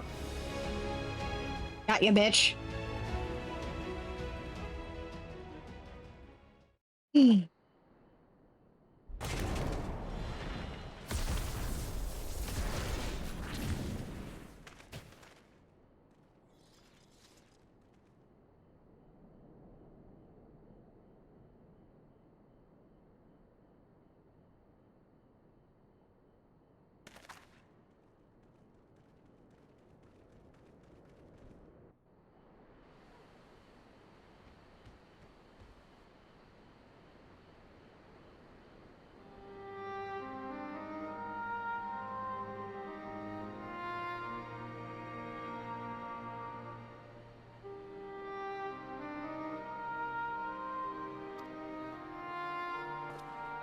What are we waiting for? Let's kill him and end up done with it. No, Ansel. It should be Loifa's decision.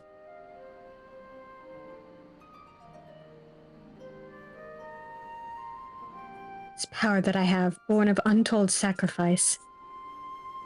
Swore that I would use it only to protect life, not take it.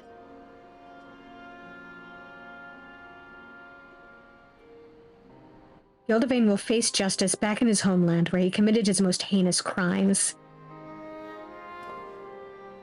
I'm sorry, my friends. Lala, this crystal was your mother's, and it rightfully belongs to you. It's already where it belongs. Through your deeds, bring honor to my mother's memory. I will strive to do the same, with my trusty sword and shield.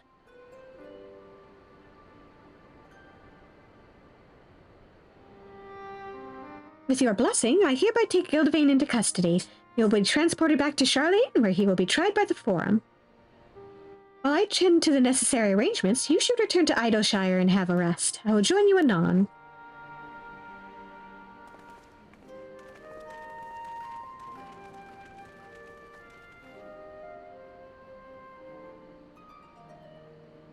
This mercy is more than you deserve, but you will answer for your crimes. Every last one.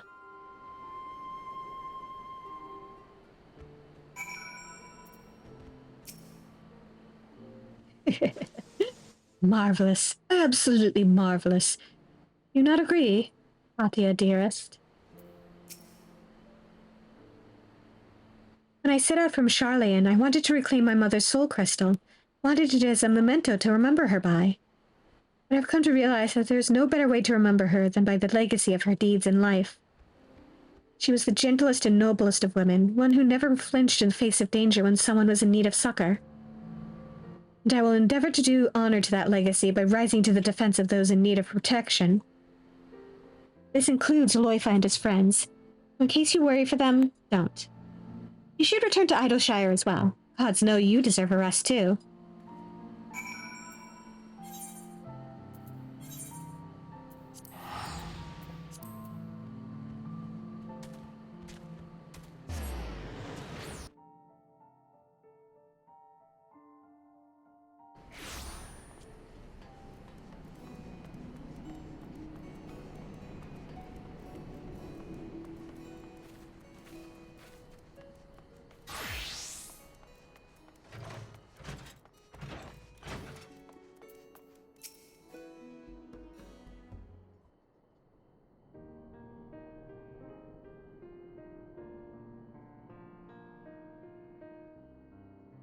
You took your time.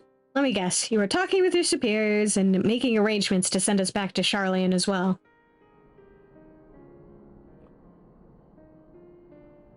We had a long and difficult conversation, I must confess.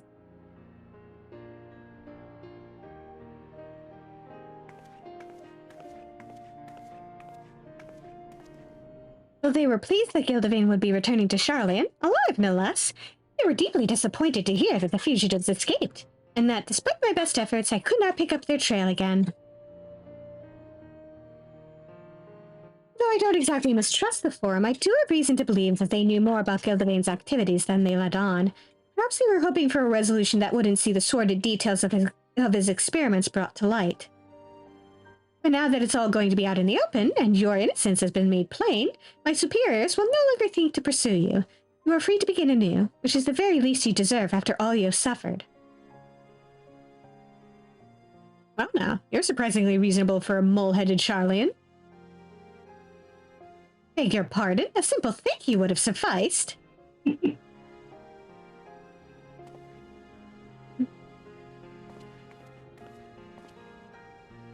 I never asked for my powers, but fate has decreed that I have them. And I will use them as they were intended and fight for the future of all lives.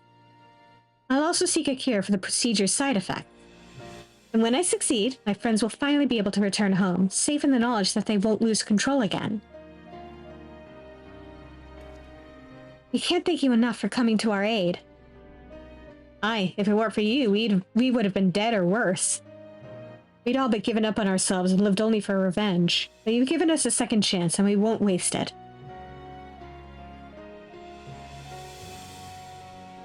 We'll aid Loifa in his research, of course, and it'll be as much for his sake as ours. For all his bravado, he can't stand to be alone.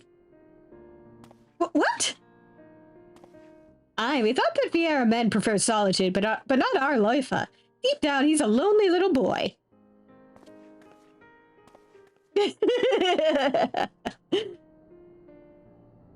Family indeed. As a little girl, I regarded the sages of Eld with awe. In the tales, all were stern, nigh mythical figures, untouchable in their virtues and ideals. But the more I think on it, the more I am convinced that these legends cannot have been so unlike us. No, they were ordinary folk who bore great love for friends and family, and that love extended to all life. Now more than ever, I see this love in my dear departed mother, and though I still have much and more to learn, ever will I endeavor to do her proud. Thank you, Svarn. I couldn't have learned these lessons, or accomplished my mission without you. As our work is done, our time together is over. But I shall linger in Eorzea a while, and hope to see more of you and hear your tales.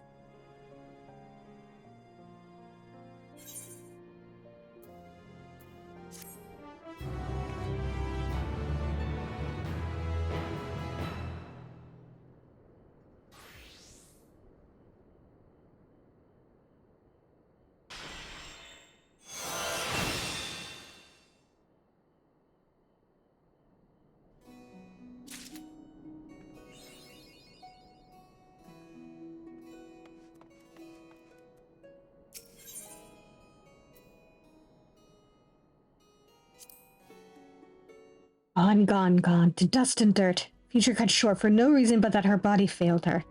But the child lives. He may still serve a purpose. I've acquired a subject with a tolerance for muskmolloy, a Viera who has taken the herb from childhood. Should I finally put the cavalcade of failures behind me and succeed, it will be a great step forward for all mankind. That Chinjal woman continues to sniff around. Too curious by half. I shall have to find a more private place to continue my work. And if she persists, well, it will be on her own head. Who should I meet today but an adventurer who has your soul, Crystal? I would be lying if I were to say I wasn't disappointed that you chose a vagabond over me. But no matter, I will continue my work. And I pray, my love, that one day you will forgive the man I've had to become.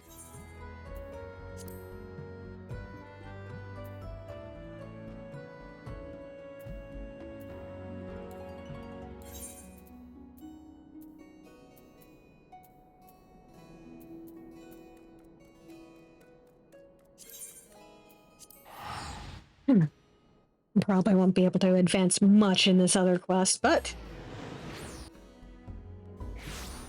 For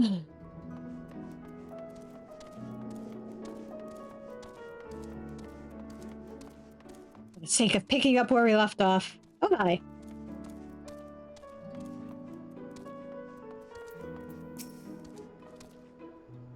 Yeah, I don't want to unlock savages right now. I'll unlock them later.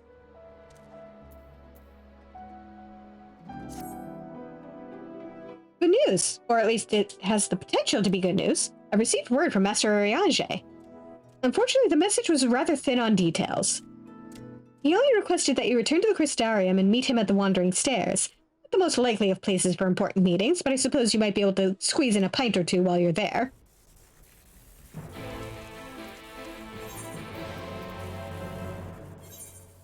Admittedly, I probably should have done this earlier, but... Someone remarked that, wow, there's so many people around here.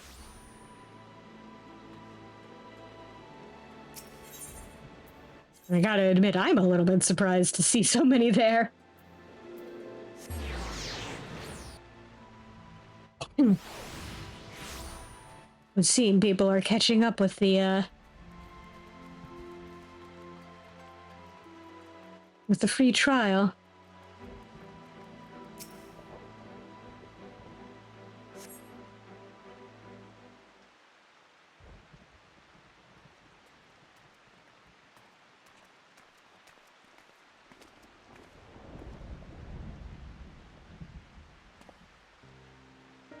Pray accept mine apologies for calling thee hither at such short notice. The matter I wish to discuss is of considerable import. It appears to be storming. If it's that urgent, wouldn't it be quicker to use those link pearl things Reen's been telling me about? These are words best delivered in person.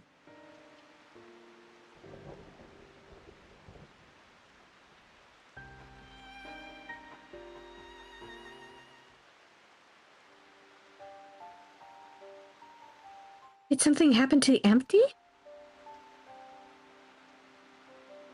not that doth warrant our immediate attention. The elements are in a state of equilibrium, and the propagation of flora continues apace. So, what's this about, then? As thou art aware, we are not of this world, hailing from what is referred to as the Source. However, unlike Svaran, Thancred and I exist only as aether given corporeal form. Our bodies remaineth on the Source, and though the thread that binds us to them doth grow weaker with the passage of time. And if you stay here too long, you might never be able to return. Precisely. Now, with the wheels of change in the empty set in motion, we believe this a fitting juncture to take our leave. We shall but regret not being present to see the transformation reach its completion.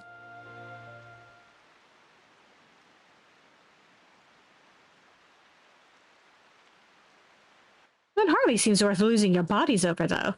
If you have to go back to your own world, who are we to stop you? I always knew this day would come. We'll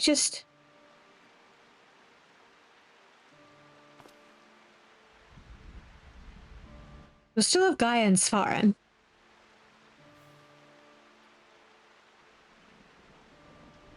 I know that you'll see this through to the end. Together. We will. I may not be half the woman Minfilia was, but I have friends I can turn to. They might be brutally honest in their opinion at times. Or prefer to save their words and let their actions do the talking. But I wouldn't have it any other way.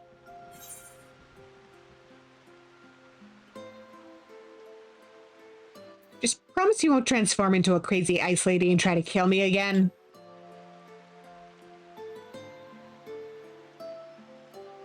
Though I can't say what the future might bring, no doubt Reed and Gaia will need your support in the days to come. Alas, the mysteries surrounding the fairy are yet to be solved. Whether thou shouldst find the answers that thou seekest or nay, lend not thine ears to its honeyed words. For thy will is thine own. Never forget this. Yeah. I won't. The time of our departure is at hand. Yet know that, no matter where we may be, ever shall we pray for your success.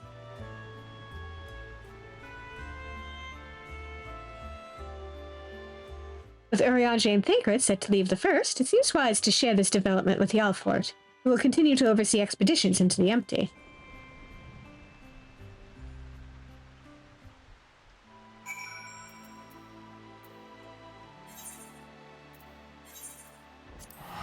You know, I might just,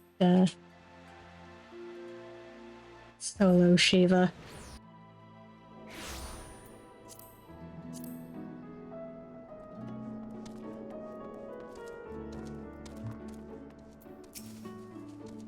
Any other outstanding, streams I have? That's a very good question. You're back sooner than expected. Is everything all right? Oh dear, that's rather unfortunate. I dare say it's something jolly important for them to leave in such a hurry. In any case, I wish them the best of luck, wherever their work may take them. I shall remain here and hold the fort, as it were, and make the necessary provision should any further forays into the empty be required. Safe travels, Master Svaran.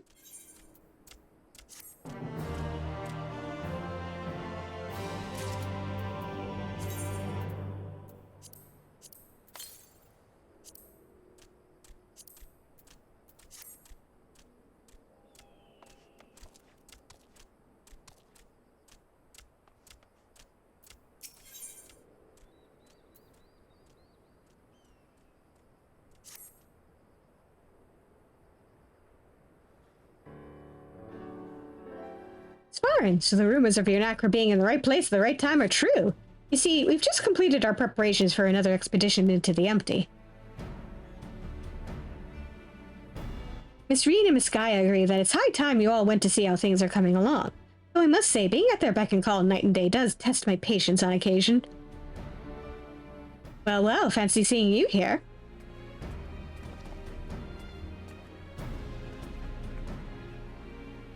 Svarin. We were just getting ready for another ride on the Sky Slipper. Care to join us? There was one other thing I should mention before you depart.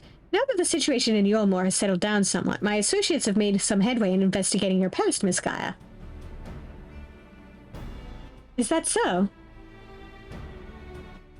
I thought that's what you wanted.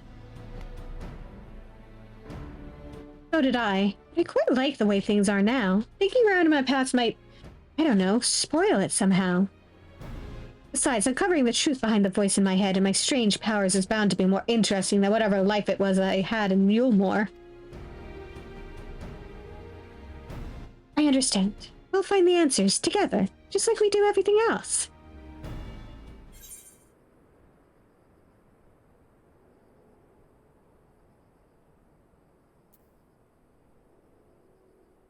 Did you make that necklace?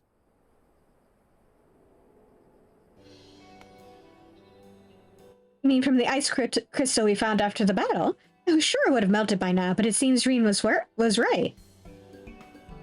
And yes, we had it made into a necklace. She insisted I have it, even though it doesn't suit me at all. Still, I suppose it makes a nice memento, so I keep it somewhere safe. Oh, come on, Gaia, it'd look lovely on you. Wait, you're not embarrassed to wear it, are you? Don't be silly, of course I'm not. In any case, I won't want to lose it while we're in the empty. Unlike the coffee biscuits you've brought along, I can't just go and buy another one. They were supposed to be a surprise for Svarin.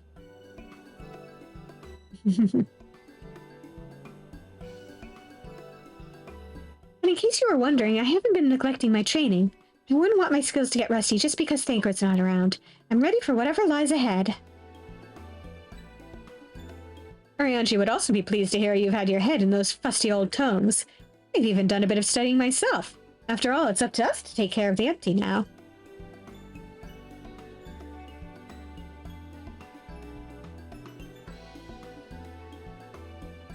I'm looking forward to seeing how things have changed since our last visit.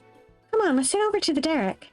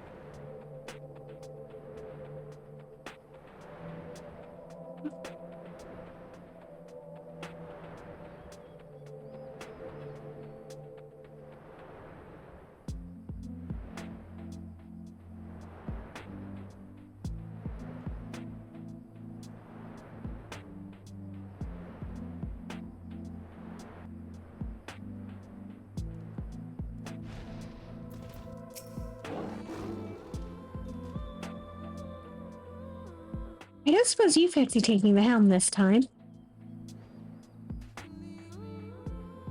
Wait, I'll pilot this time. Oh, I didn't realize you knew how. While you were off training, I was practicing with another sky slipper they have at the Crystarium. Really? That's fantastic. Hardly. You've been pulling more than your own weight, and I just wanted to do what I can to contribute more. So you two can sit back, relax, and leave it to me.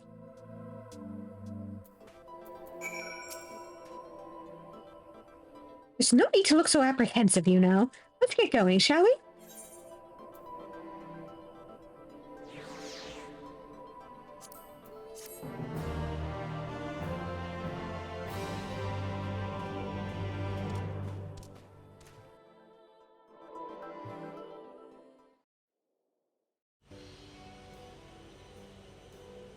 Wee.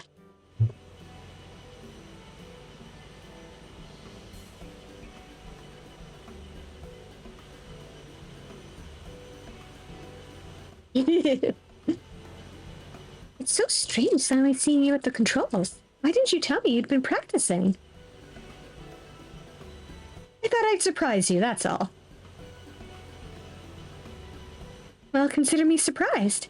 All this time I thought you were only good for smashing things with your hammer. bring that up again and you can walk the rest of the way.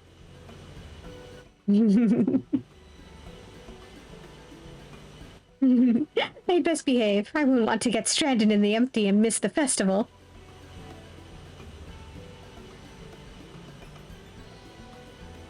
I suppose this is the first you would have heard of it. We haven't exactly been keeping it a secret, but it's still in the planning stages. You see, the return of the night sky has brought lots of changes.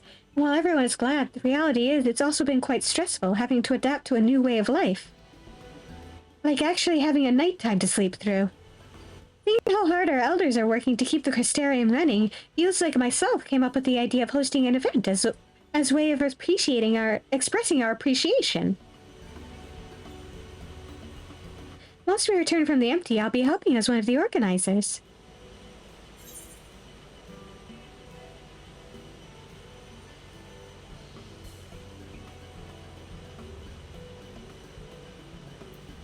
I offer to help, but I think you have everything well in hand.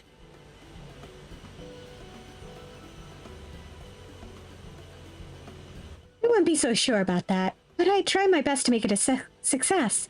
If everything goes well, all you need to do is turn up and enjoy yourself. I don't want to be a money grubber. I want to help out for free, out of the kindness of my own heart. How about you, Gaia? Would you like to help with the festival?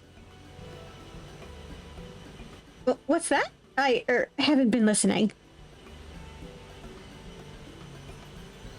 My leg is cramping up a bit. Piloting this thing must have made me more tense than I'd realized. Then let one of us take over.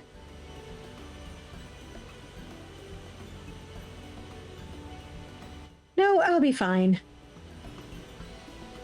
Well, as long as you're sure. If you feel like switching places, just say the word.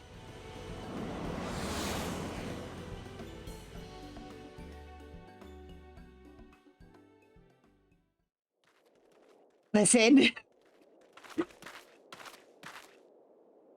I've got over 800,000 gil. I'm good. No, how can this be?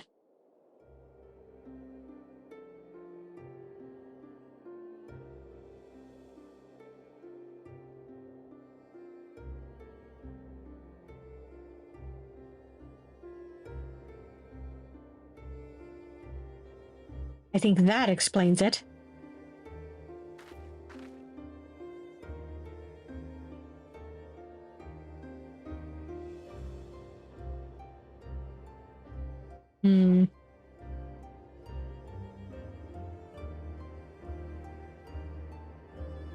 Yeah, apparently. Wait, does this mean there's still too much of it in the empty? No expert, but this might be a result of losing control when you restored the ice element. Even though I tried to use darkness to hold back the light spilling forth, it seems it wasn't enough. And we're right back to where we started. It's all my fault. No, Ring, you mustn't blame yourself.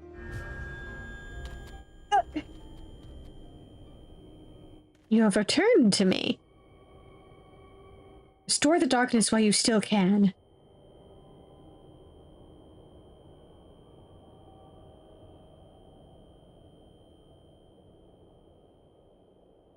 A familiar voice and inescapable fate.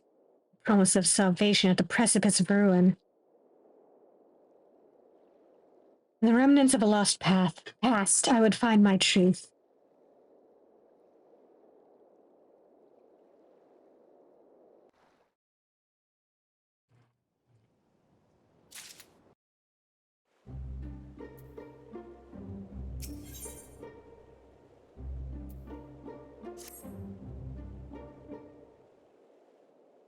I'll start this quest and then call it a night. Restore darkness. What did you say, Guy?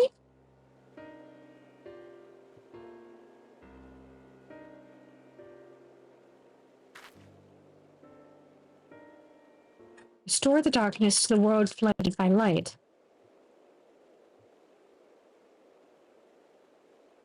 that's it. We thought we'd restored balance to the 6 elements, but perhaps they're still too strongly aligned with light. If that's the case, maybe we can set things right by using darkness. By using darkness? Are you serious? But hold on. It might actually work. Oh, that's a brilliant idea. I wouldn't go that far. I just remembered what I learned during our adventures, that's all. But this does mean we'll need to call on your services again, if that's all right with you.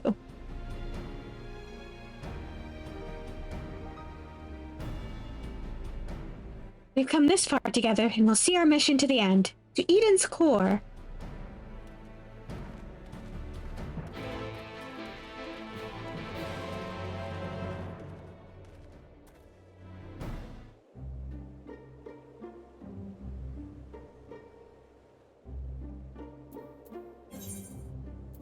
Yeah, that's where we'll leave it for the night. Thank you all for coming in. Have a good evening, everybody.